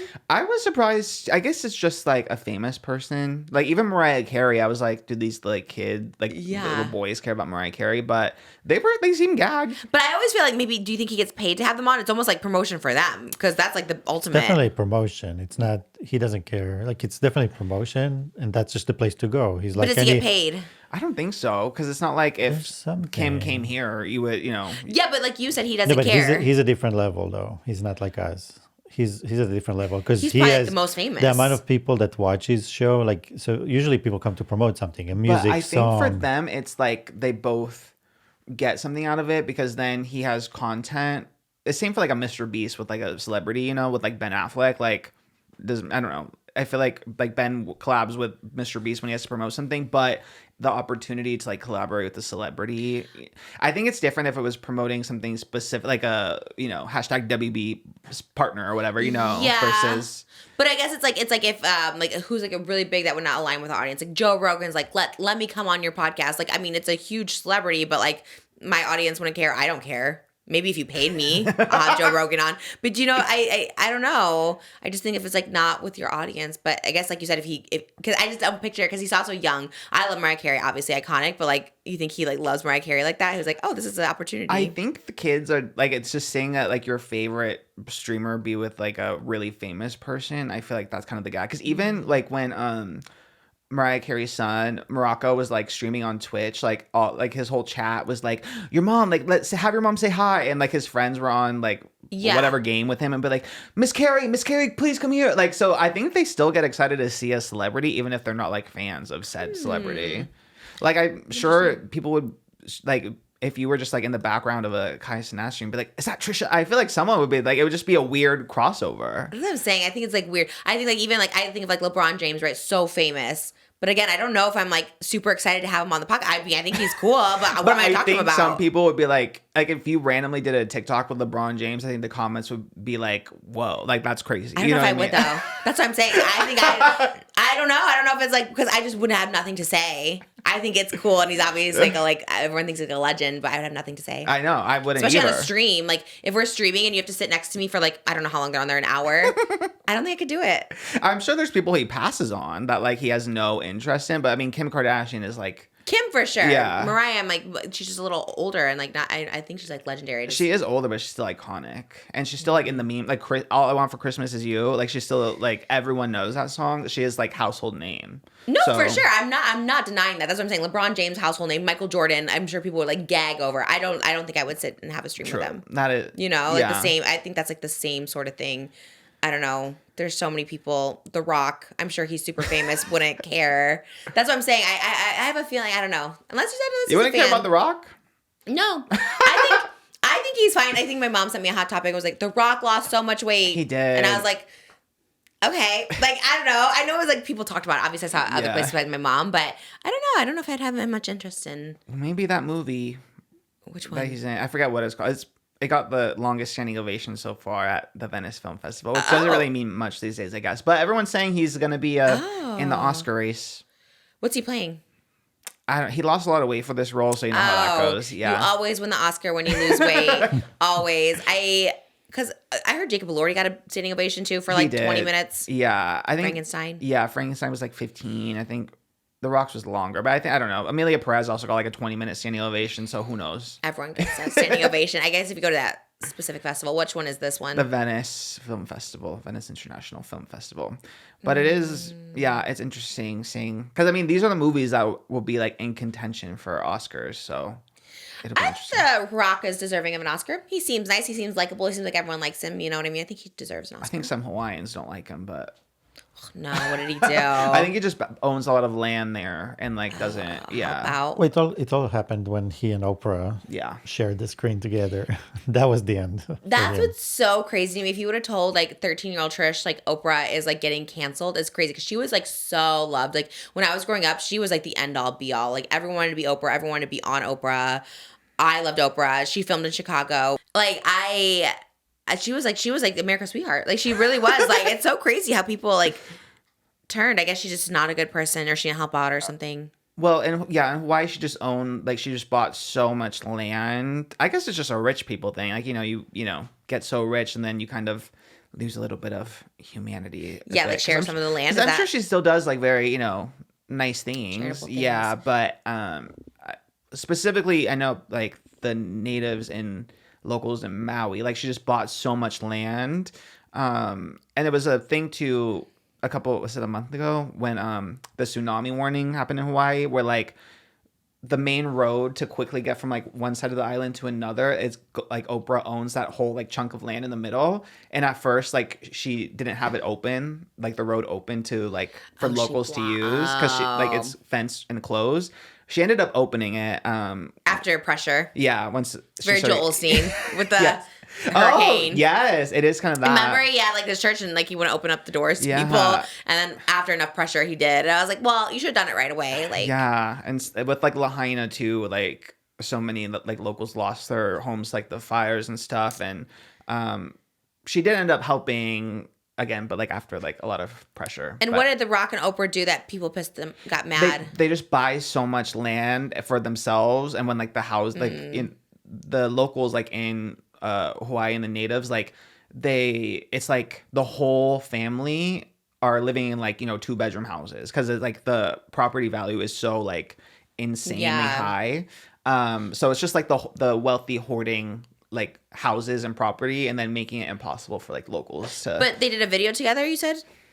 Yeah, there was something then, and I think that's the moment. But what did they say in the video? Were they like donate? Oh, I remember that. Yeah. They were like asking people to donate after the fires, right? Mm-hmm. Yeah, the Lahaina fire. And then what did they say? They were like trying to get people to donate, and everyone was like, "Well, What are you doing? That's crazy. I think that part is crazy because like it is one thing to have on the land, which is like, okay, you're greedy, but then another thing to be like, that's what I was thinking about Domino's earlier, and not to get back to that, but I was thinking like, if they're worth $15 billion, like, you know, they always ask, and I do, they always ask you to donate to St. Jude's when you're doing your pizza purchase, and like, do you want to do $1, $2, or $5? And it's like, I mean, I guess maybe they donate, but I was like, what? They're worth $15 billion. They probably could just like donate everything to $1 billion to St. Jude, and then you don't have to ask other people to donate $5. True. Yeah. I think it also, I mean. Or no, tell me. No, I think also, I heard, I don't know if this is true, so take it with a grain of salt, but I heard that like if, like say if I was making a purchase at like, I don't know, Home Goods or something, because I think it's like every store does it, but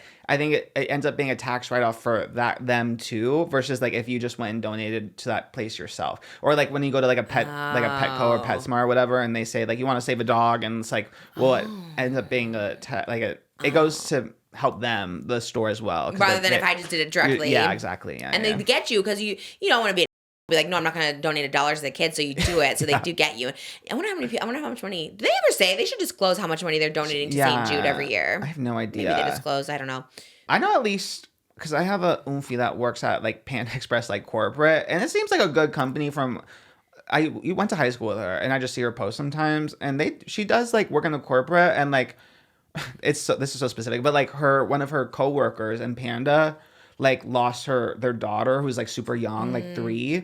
And they did like a fundraiser and was like, anything that you match Panda is going to match 200%, which I thought was very nice. Cool. Yeah, I love when companies do that. Yeah, so at least Domino's should do that too. Maybe they do, I guess. I don't know. Well, I think they would tell you. I think that you would hear about that. Oh, I never heard about that from Panda. Oh, I love that we supported Panda on Patreon this week. Okay. So yeah, that made me feel good. I was like, okay, at least we're supporting a nice company with Panda Express. It was good too, Yeah, huh? It was good. Yeah. It was pretty fresh, that food. My mom had the fried rice for breakfast yesterday. She said she loved. I got her an extra one. I was like, I know my mom likes this fried rice. It's very good. I was so mad. I left my memory has been so bad. I left my leftovers here, and I was so mad because I was so excited to eat my cream cheese. I almost kept them, but I'm like, well, maybe it's trash. So I threw it out. I didn't know. I should have kept it. No, I don't know if the cream cheese rangoons would still be good like 3 days later or 2 days later. But order fresh.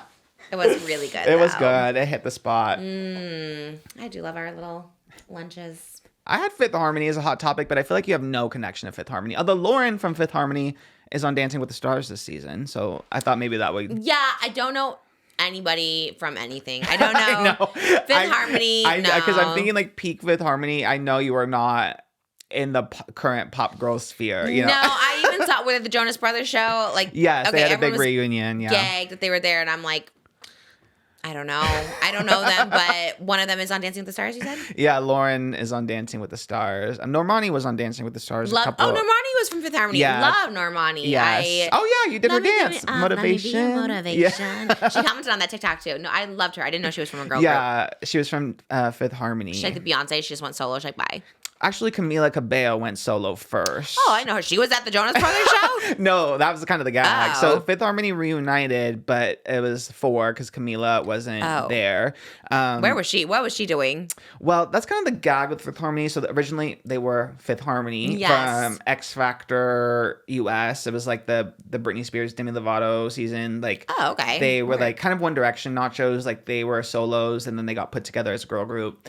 And yeah, originally it was the 5, but then after like 2, I think it was like a couple years, Camila Cabello quit Fifth Harmony, and then they were just 4 Harmony. Oh. She's like Justin Timberlake. It was a whole thing. Yeah, it was kind of an escandalo.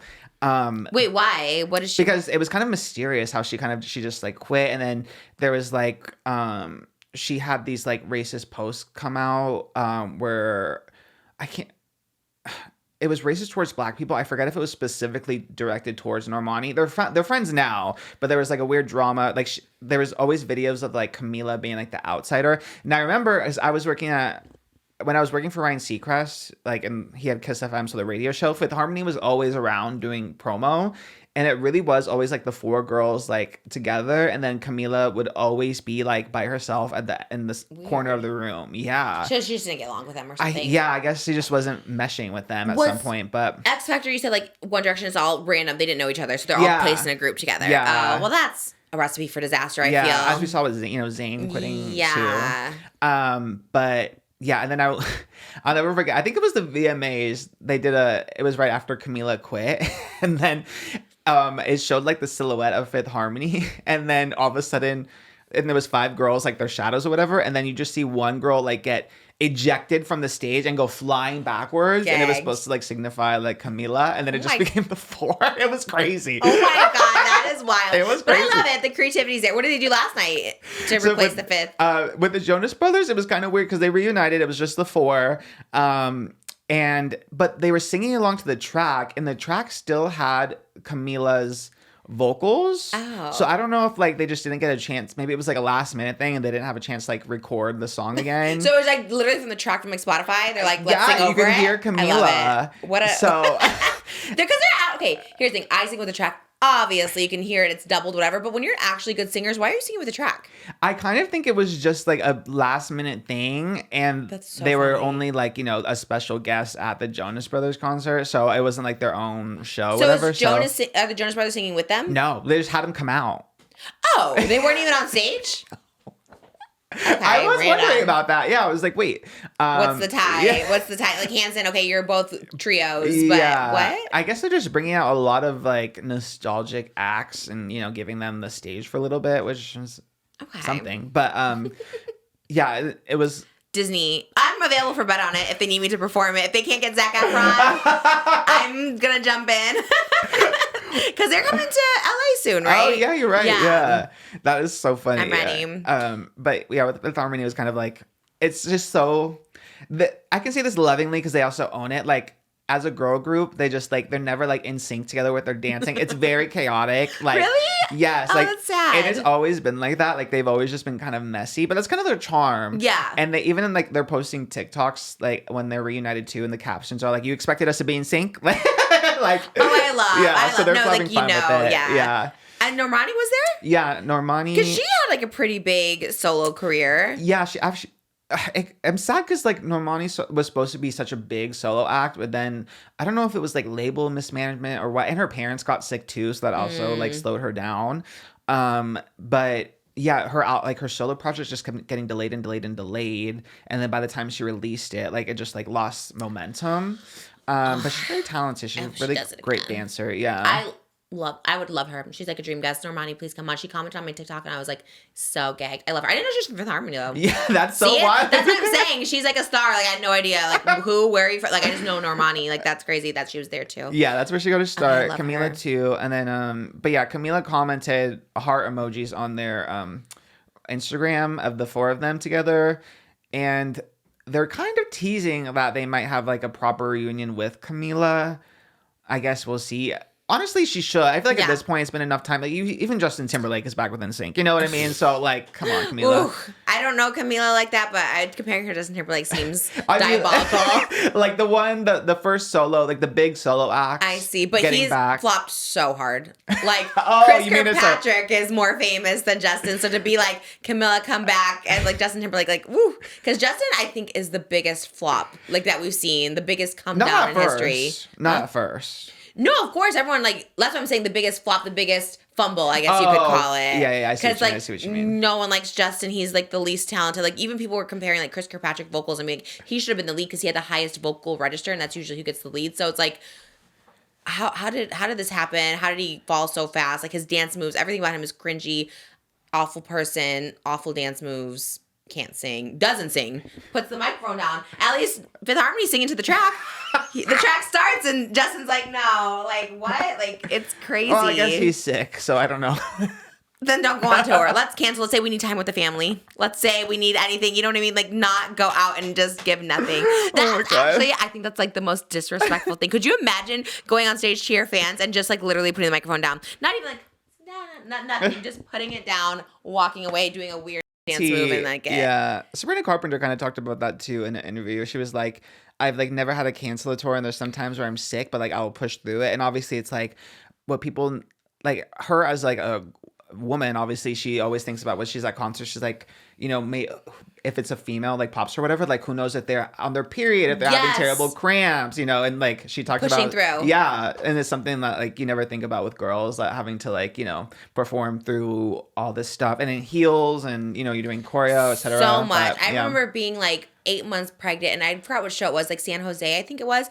I was so sick the entire time. I was so sick. I don't know what it was. I was so sick. But I was like, oh my God, we're all here. We got to get through it. And like the minute I got off stage, like remember the minute I got off stage for Freaky, throw up everywhere. I couldn't even make it to the trash can. I was just like projectile vomiting for like 5 minutes straight, and no one could find a trash can. And by the time the trash can came, it all came out. And I was just like, I don't know how like you hold it in, but you're just like, no, all these people are here. You have to go out and do it. You know, it's just like, I mean, I get it. Like I get like if you're like sick or like you can't do it, that's fine. But sometimes you just gotta go out there and do it. Yeah.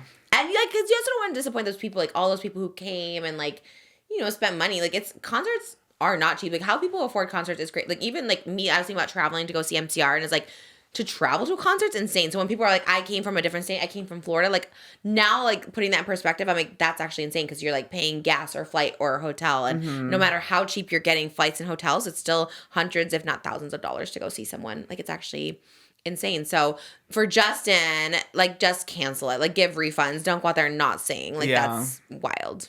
Yeah. And people sometimes too love like the next day I was just talking about how like I think I talked about having constipation at the next show, and I was like, I'm so constipated. I took this and this, and people were like encouraging. They were just like, woo, you know what I mean? They were happy you were there, but you just have to tell them up front, like, hey guys, I'm really constipated right now, so I can't jump as high, And they were gagged for it. So were they cheering? Yes, I love that. That was my San Jose, and I forgot the other one I did. It was San Jose, and it was another one up in Northern California, and it was Sacramento, and yeah, they both got literal like I felt like in me, and I kept saying that, and they were just like they were excited for me to be there, and I finished it. I made sure to go to extra long too, just in case I wasn't giving enough in my performances. I'm like, let me just talk more, to give you guys a little extra bang for your buck. Oh, so, love that. Yeah, it's not cheap. That's what I'm saying. It's just not cheap, and you just have to really make sure you give them an experience. Yeah, even like Ariana Grande announcing her tour, I'm like, like I have to start saving now. I think they go on sale.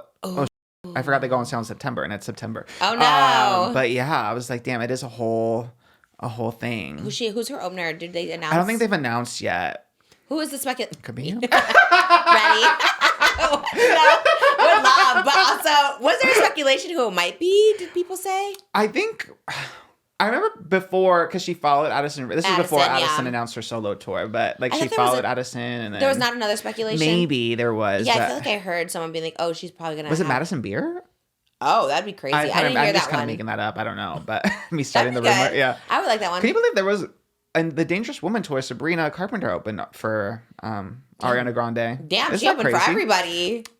Yeah, you're right. I just kind of processed that. Taylor and it's such a spam. Like that was a few years. Wow. Yeah. So Sabrina's been hustling. Rebecca Black has inspired me as the opener act for Katy Perry. I'm like, who could I open for? I would love to open for anybody. Honestly, Alex Warren, hit me up. I'll open for you. Like that would be because I love Rebecca Black's show as an opener. She came with like 2 dancers, and I loved it so much. As she like ate so hard, I was like, I want to do that. Because I always thought you have to have like a big production to be an opener, and so seeing her do like because it's like my show, it's like just your dancers and whatever. I was like, I could do that. Yeah, you could. I think Sabrina, when she opened for Taylor, it was like she had a band, obviously, but it was mostly just her. I think. Like really, yeah, she didn't have a huge elaborate. Like she had like the screen like would play things, but she didn't have like a huge elaborate like set pieces. And Why stuff. do I feel like because Addison's tour is like so huge, her production is like her sets are so big. All right, could be a possibility. Yeah. That's cool. I would love to see Ariana Grande. How many shows is she doing? Like 10 or more? Yeah, it's small. Yeah. I forgot how many times I've seen her. I saw her. Oh my god. Her own tours. I saw Dangerous Woman. I saw Sweetener, and then I've seen her at like 3 different like radio like Wango Tangos or whatever the hell. So I've actually seen her a lot. I think I've seen her like 5 times. Is she good? She's so good. Live? Yeah, and just like a vibe. Amazing. Just a vibe. I love Ari. Did she have a new album coming out, or she's just? It's the Eternal Sunshine album. She's touring for that from it. last year, or is that this year? It's last year, right? Why am I forgetting? I think last year, but then she did the like deluxe edition this year, right? Yeah. So then next year she tours that. Yeah. The tour starts next year after Wicked and stuff, and it's small. I think she wanted to like give her fans a tour, but obviously between filming all her movies and stuff right now. Yeah, she's booked it. Yeah. Get to the Stars cast announced, and I'm on it. Oh, you missed me? Well, just wait. I'm the secret. Tap in. You know what? Can I say I actually thought I was, and I'm not even being. I should have screenshotted. Maybe I did. I really thought I was a secret tap-in. Look, first of all, there's been no reaching out. No agents have told me I'm on it. Nothing. There's nothing connected me at all to this. It's just like a fun rumor that I love to start and run with. And, but I thought for a minute because, you know, who followed me like a week ago was Sasha Farber, he is a pro on Disney Stars. Him and Jen Tran from Bachelorette joined last minute last year. And so he followed me like a week ago and I see it in my priority thing and I was like, Are we the secret couple coming in? Are we? Because he's not a pro this season, as far as we know. Like, he wasn't with anybody on Good Morning America this morning. And I was like, that's so weird. So then, literally today, as I saw the cast announce, I just went to his profile to see if he still follows me, and he does. So I followed him back. I was like, oh, are we the mystery couple entering? Like, if someone backs out, or can we join, like, 2 weeks in or something like that? I'm ready. I can learn a routine in 2 days. Like, you're the twist this season? Yeah. That'd be fierce. You know, because it was like, I can learn it so fast. I want to say Holly was, I think she said she was called last minute, like a week before the show started because someone dropped out. So just in case, are there any convicts on this season in case they have to drop out or something like that? See, it didn't really look that controversial or anything, really, right? From first look. Right. Is Corey Feldman controversial? I was the only one I was like, I feel like I heard things about. Wait, is he on? Yes. I'm gay. What? Wasn't there something with him? And there's always something with Corey Feldman. It's a lifelong. Okay, I was wondering. I was like, in my head, I remember there's something about him. But oh God, you know what? I was like, you know what? I'm not bitter. All these people deserve to be on there. And not to say Corey Feldman doesn't. He was on Dish with Trish, so shout out Corey Feldman. And I know he's had a lot of stuff in he's a child star, trauma. I get it, respect it, but. I mean, how have they not asked me and Corey Feldman? You know what I mean? Like, that's granted, he wasn't like the Goonies and stuff. I mean, he is kind of iconic, but that is wild. Okay, well, you know what? I take it back. Corey Feldman, you're deserving, I think, unless you've done something problematic. In that case, I don't vouch for you, but who's he partnered with? Let me see. I'm trying to find the pairings. What's he look like now? I haven't seen him. He looks I saw elderly. like bleached hair or something in the picture, I think. Oh my God. Yeah.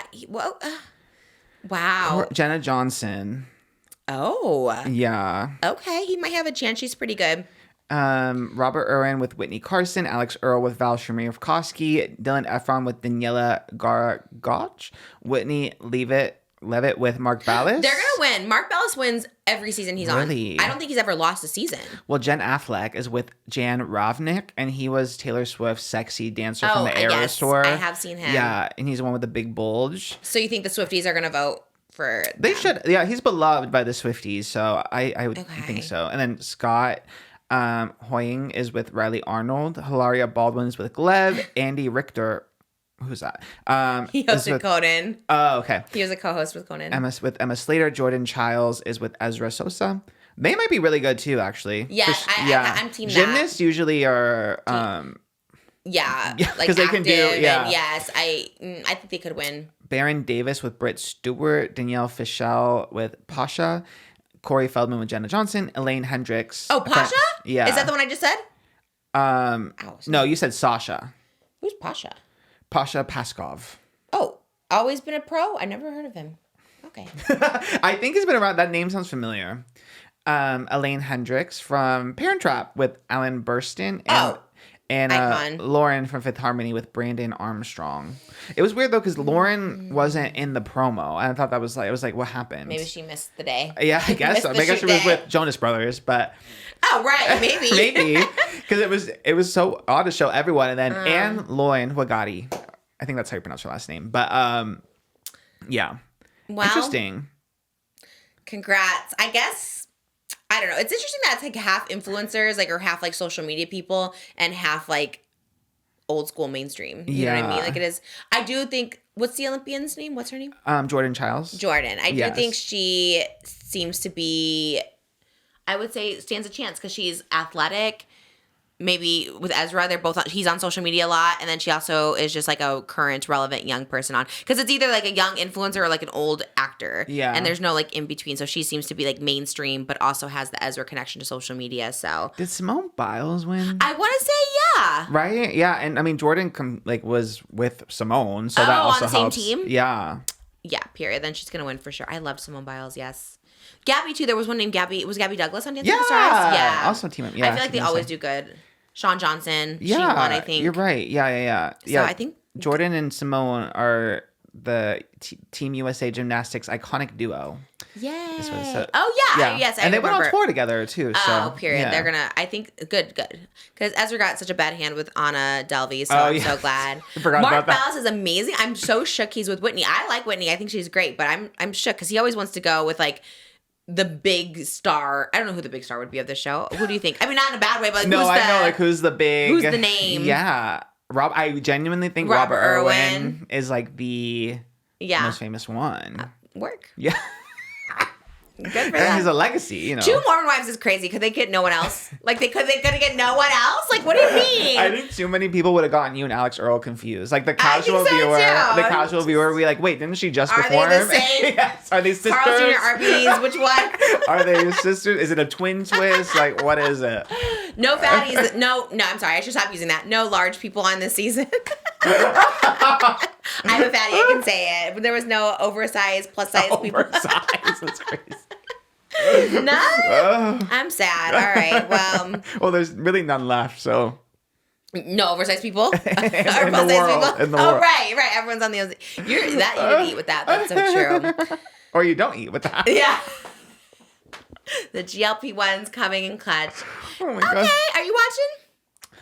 I will see clips. I've never really watched Yeah. Dancing, like a proper season of Dancing with the I Stars. will say we watched the whole thing because at dinner time there's not much to watch with the kids, so at least it's like dancing and music and stuff like Oh, that. that's So true. That is a good, I'm like, glad family Gleb's not show. on this season because he just was just a menace to the ballroom. Which one is he? The He one just that dated has everybody. the yeah? He dated Brooks Nader. Okay. And everybody else that he's partnered Okay. with. T. I'm excited for Jan. Ravnik, the Oh, Eras okay. Tour I was dancer. like, yes. He's kind of the celeb. To me. Oh my god, if you That's were paired with interesting. Jan, oh, I'd be gagged. Yeah, me and Sasha. He's not on the list, so you never know. Okay, well, I might have other exciting news coming up. I don't know. It's almost there, and I feel like this was the reason I wasn't meant to do Dancing with the Stars. Is because of this other one. Okay. I don't know. We'll see. Yeah, I don't know. I don't know how I feel about it. I don't know, but it seems like a big deal. I guess everyone was talking about it this morning, so it seems like, or maybe my mom. She just sent me that on Facebook I Reels. think a lot of people. It's big? Okay. Yeah, I think so. I think it's always been a big show. It just never really sparked anything with me. I like every time I worked though, we would always have the Dancing with the Stars people, like Zendaya when she was on Dancing with the Stars, and I was at Access Hollywood. She was at Access Hollywood all the time Yeah. to talk about Dancing with the Stars, and always the sweetest angel too. So They seem to push for them because we had gotten some pitches for people to come on here, and I was like, multiple times through multiple routes too. I was like, do you want this person from Dancing with the Stars? I guess they have a lot of because they have their personal PR than the show PR. So Nice. yeah, they have double the. Maybe I'll get Publicist. into it and I'll, have questions. Which one? Corey Feldman. Again, I Part guess. two. My friend Rebecca, I don't know why, but she's a Corey Feldman stan. And I don't really. Okay. She just talks about him a lot, but I don't know. And like goes to his events or something. I don't know. But I don't know anything. I took my sister to a couple of his events. Yeah, he's like a Tom Sandoval from Oh. like 20 years prior because he performs. My whole TikTok a couple years ago was him performing, and he gives Tom Sandoval where he'll like do covers of songs and Oh. Michael Jackson specifically. Yeah, he likes he to. really wants to be Michael Jackson. He impersonates. He was Is friends Tam with Michael. Sandoval covering Michael Jackson? He did The Weeknd. Did you see him on AGT? Blinding Lights? Crazy. How did you not see this performance? Everyone, even That's people who don't such a watch bad choice AGT, for him. even Tana saw it. Like, it was crazy. That's wild. I think he got an ex from Simon or Howie.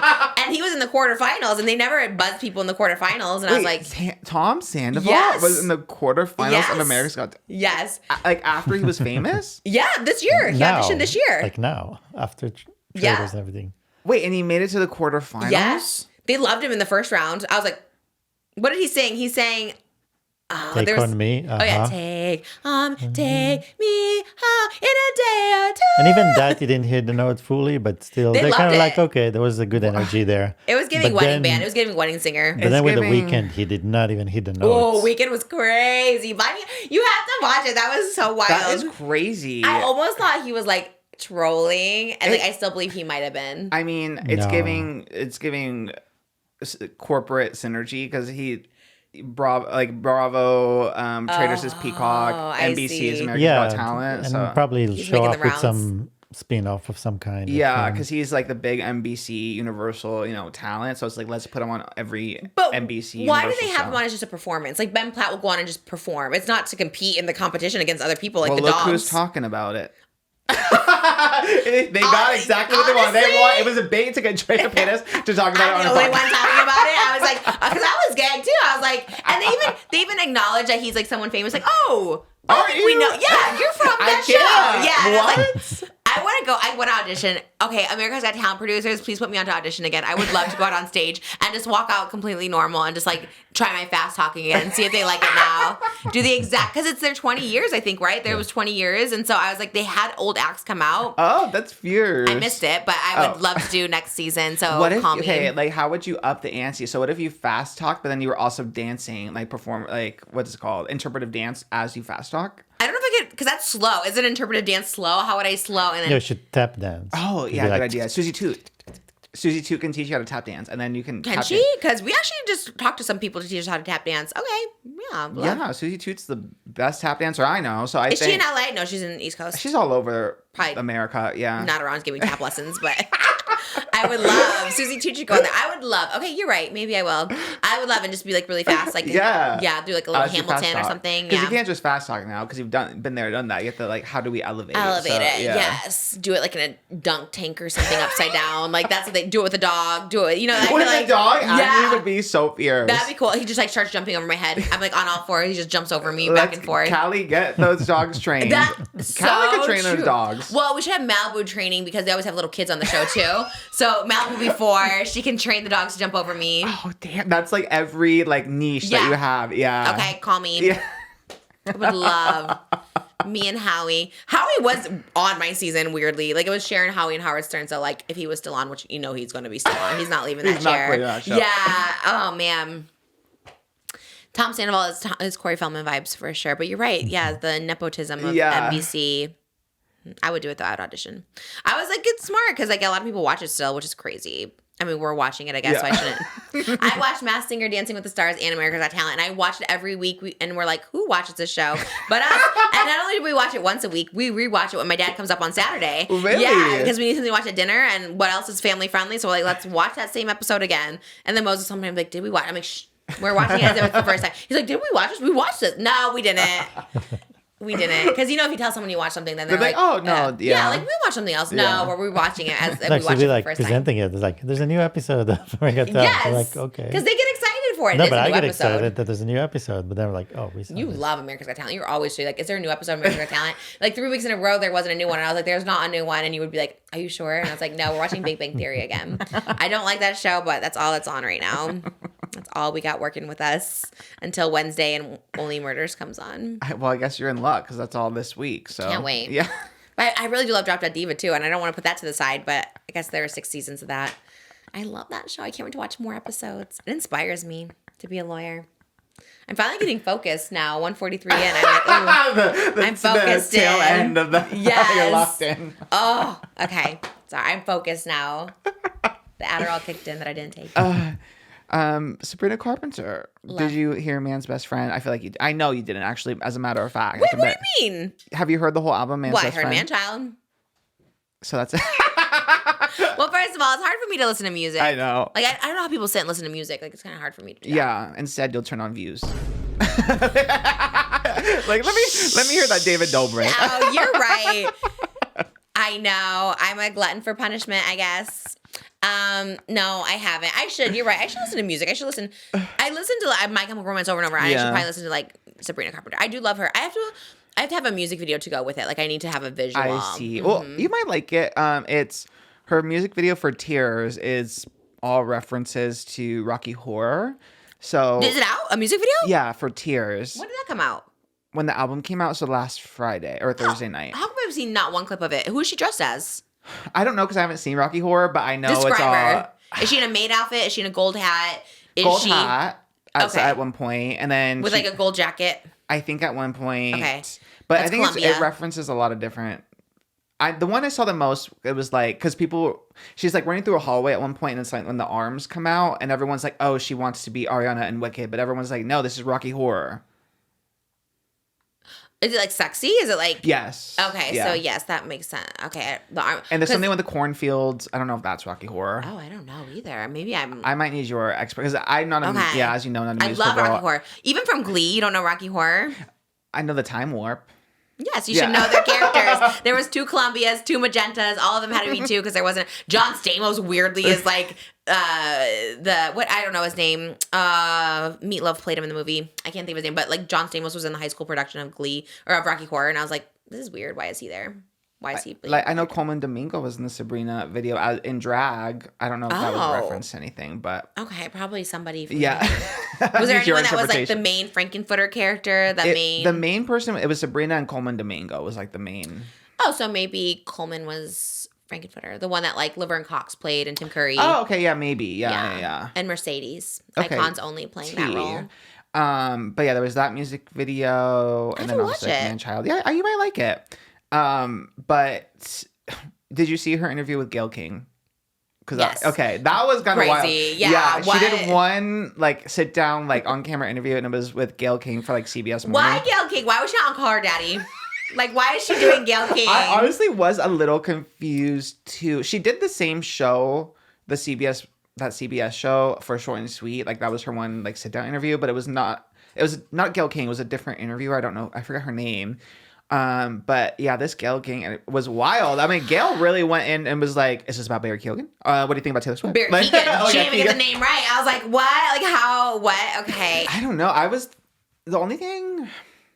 I really don't know, actually. I could think, like, it is a big traditional, like, show. So maybe she thinks, like, she already has, and this is just me speculating and talking through it, like, the PR perspective. Like, maybe it's like, oh, she already has all the digital audience. Like, will she get any new viewers from Call Her Daddy? Like, I'm sure, you know, anyone who listens to Call Her Daddy probably already knows Sabrina Carpenter.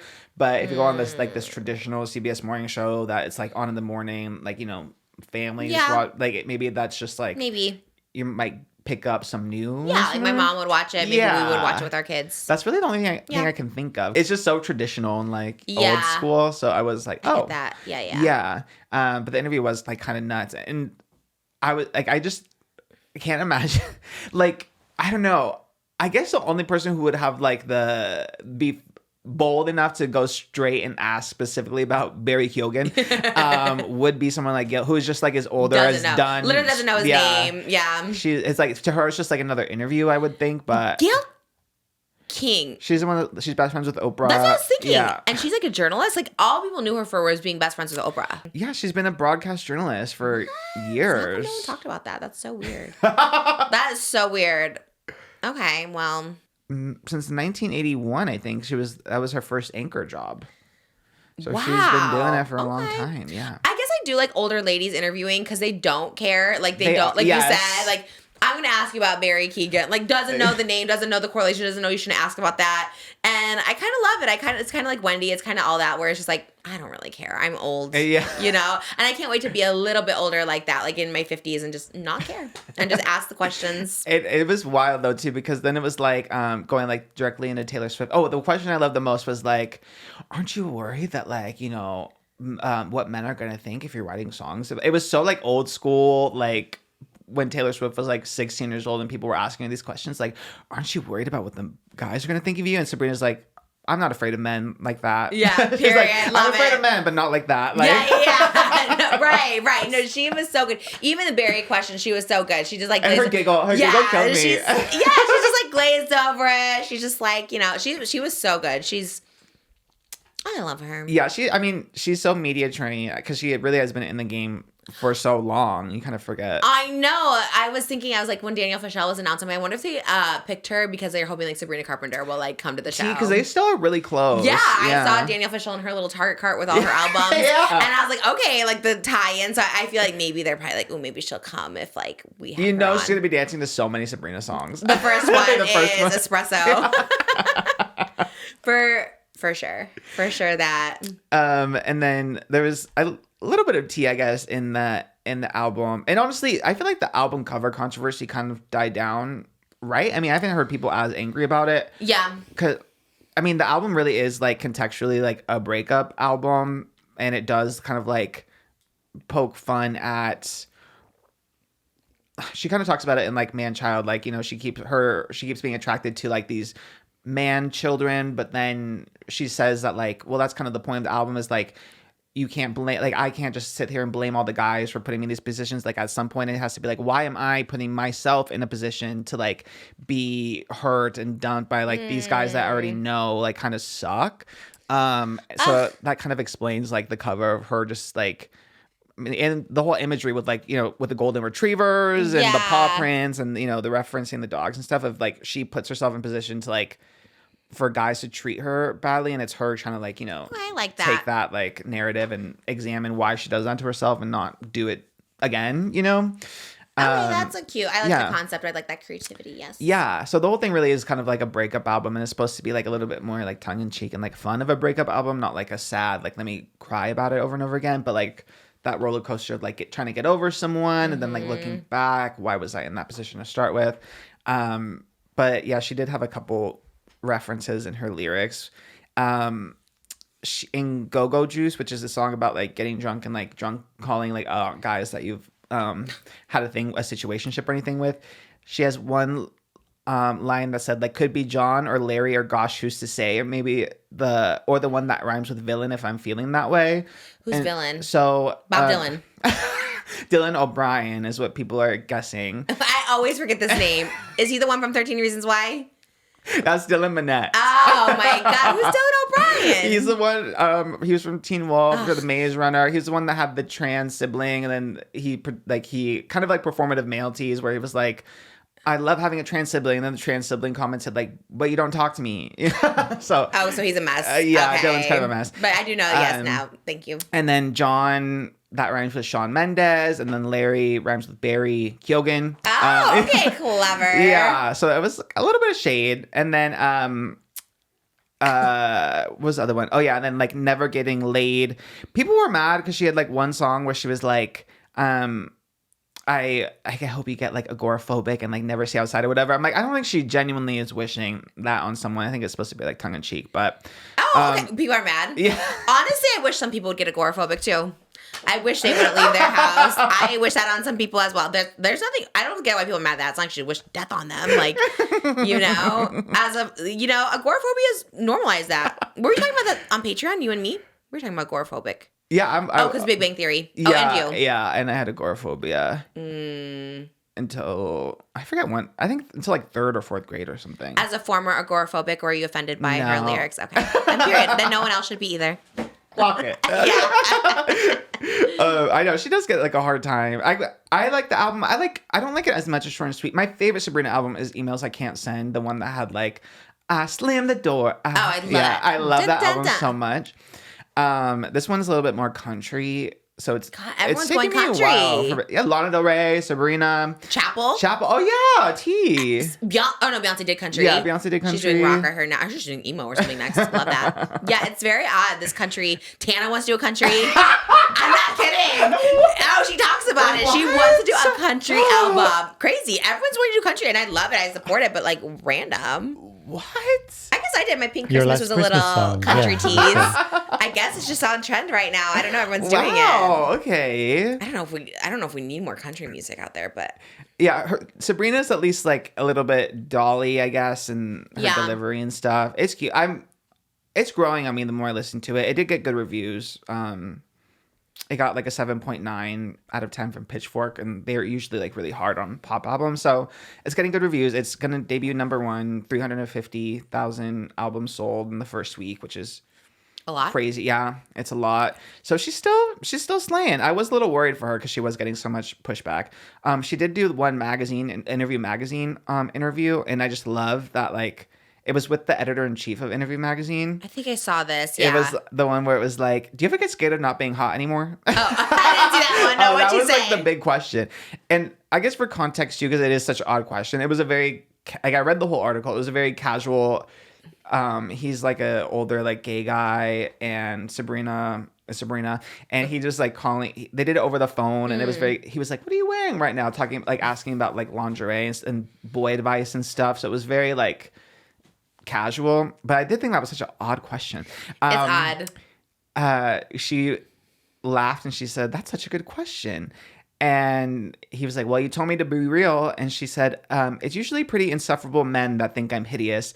But then I think about beauty. It's been about when I myself feel beautiful. It has nothing to do with other people. I haven't really grappled with what's going to happen as I get older. But my mom's always been a natural beauty and always really encouraged me to just let it happen. She's like, let the world weather you. The world is definitely weathering me right now. Is that what she said? Yeah. Oh, she still looks beautiful. She's glowing more than ever. I know. The Gayle King one, I just like loved her makeup and she looked just so gorgeous, giving Marilyn. He did ask her too, like, how do you feel about glam? Like, does it bother you? She's like, no, I love it. Like, I feel like the most beautiful when I have that dewy cheek and the lip liner and the big blonde hair. Also a weird question. What do you mean? What do you feel about glam? She's like the most glam girl out there. That's so weird. Yeah, the thing was really weird. I just thought that question was so odd. But her answer was pretty good. It's usually like insufferable men that call me ugly because they do always do that. It is always like they'll find like a conventionally hot girl and then find the worst photo of them and be like, oh, she's not even hot anyway. Always. I hate that so much. Yeah. Like, what do you mean? Like, it's so annoying. And she's arguably like, yeah, there's certain people who are just like arguably beautiful. Like everyone finds them attractive. And she is just like one of those people that is like a pretty person, no matter what you say. You can't call her ugly. Yeah, I mean, you can be like, I'm not personally attracted. Yeah, exactly. Yeah, I'm not attracted. But to say that you as ugly as crazy. Ugly is just a blatant lie. It's blatant misinformation. Just She's people being assholes. Yeah. So props to Sabrina. I don't know. She's gone such a bad rap this era, but I think she's still slaying. She's in her reputation era. She kind of is actually, T. You're so right. I feel that for Sabrina. You know what? I like her. I do like her. I feel like it's like I can't be too much of a stan because I'm like jealous that will never be me and could never have been me when I was that age. Well, you never know. It took Sabrina 10 years to get espresso, so. Well, I'm going on 20. So maybe that's my breakout. My biggest fear is ending up like one of the housewives. What was it, Countess Luann, who had that song that was horrible, and I feel like that's like gonna be me in the future. Just but everyone loves Countess Luann. Oh, really? Okay, I take it back then. It's because she's so camp. Because that song at the time, no one appreciated it, but then like she just performed it, she sold it, and now it's so camp. She went on like tour. She tours that song around the globe. Luann, we're good on tour. Okay, honestly, I take it back, girl. Let's tour. I love that camp is just a new word for cringe because I'm that too. I'm cringe, but hey, like it's camp. There is a variation though. Like sometimes it's like cringe. I think cringe is like when it's uncomfortable, but camp it's like it's cringy but fun. You know what I mean? Okay. Like, yeah. Ooh, what a good yes. Okay. There's a very like a differentiation. If I'm gonna open for someone, it's gonna be Countess Luann, and I can't wait. The fact she's going on tour is everything. No, she tours a lot, and she's similar because the gays pack the house they or wherever. They Okay. love her. Yes. Thank you so much for redirecting me because I was going down a path where I'm like, oh, I don't want to be that, but maybe that's exactly what I want to be. She like really be selling out places. She does like yes, she does. I forget what the genre is. Like it's kind of like Lady Gaga and Tony Bennett. You know, it's the guy on the piano, and it's like that's her. She gives like Lady Gaga, Tony Bennett. Lady Gaga tease. I love. Okay, I gotta get into the lore now. I didn't know because Erika Jane is like very like athletic and talented and stuff. And Countess Luann, her songs are just kind of like you said, camp. Yes. And maybe that's the path I need to go down. All right, Countess Luann, I love you. Please I guess come on the pod. Tana with the piano, and then you. Yes. Yeah. Oh my God, we're going on tour, all three of us. Well, you guys, thank you. Is there more? That's pretty much it. Okay. Yeah. Catherine Paytas engaged. Congratulations. Congratulations. Good for her, honestly. I love Igor. He looks great with the kids. You guys are doing a fabulous job. I love the growth, the glow up. And the fact they kept it, I guess it happened in February and they kept it secret. A weird secret to keep. Like, why did they announce it now? I know the book is already out, but yeah, why now? But love it. Yep. We love happy couple news. And congrats to the cast Dancing with the Stars. If I sound bitter, it's because I am. But you know what? That's okay. Bigger and better things in store this fall. We love you guys. Thanks for watching. I would love to see you on Dancing with the Stars. I'll show up to the ballroom. I would show up to the ballroom. I know Moses too, honestly. Honestly, both. If they have two Mormon wives, get two Just Trish people in there. Not me, I guess, but I'd be happy for you guys. Good luck to the lottery winners if it was winning tonight. Well, you guys will already know. And I need to go get my tickets. So I need to go. We love you guys. Thanks so much for watching. Big excitement coming next week, and you guys will find out why it's happening today for us. So just send good vibes, and hopefully you guys are feeling the good vibes. Maybe I'll get a little French fry in between, just get a little pick-me-up. I haven't had anything to eat today because I was just a little excited, you know? So, and I gotta see if those jeans fit, because I don't know if it fits, but I don't know. We'll see. Love you guys, and we'll see you in the next one. Bye. Happy weekend.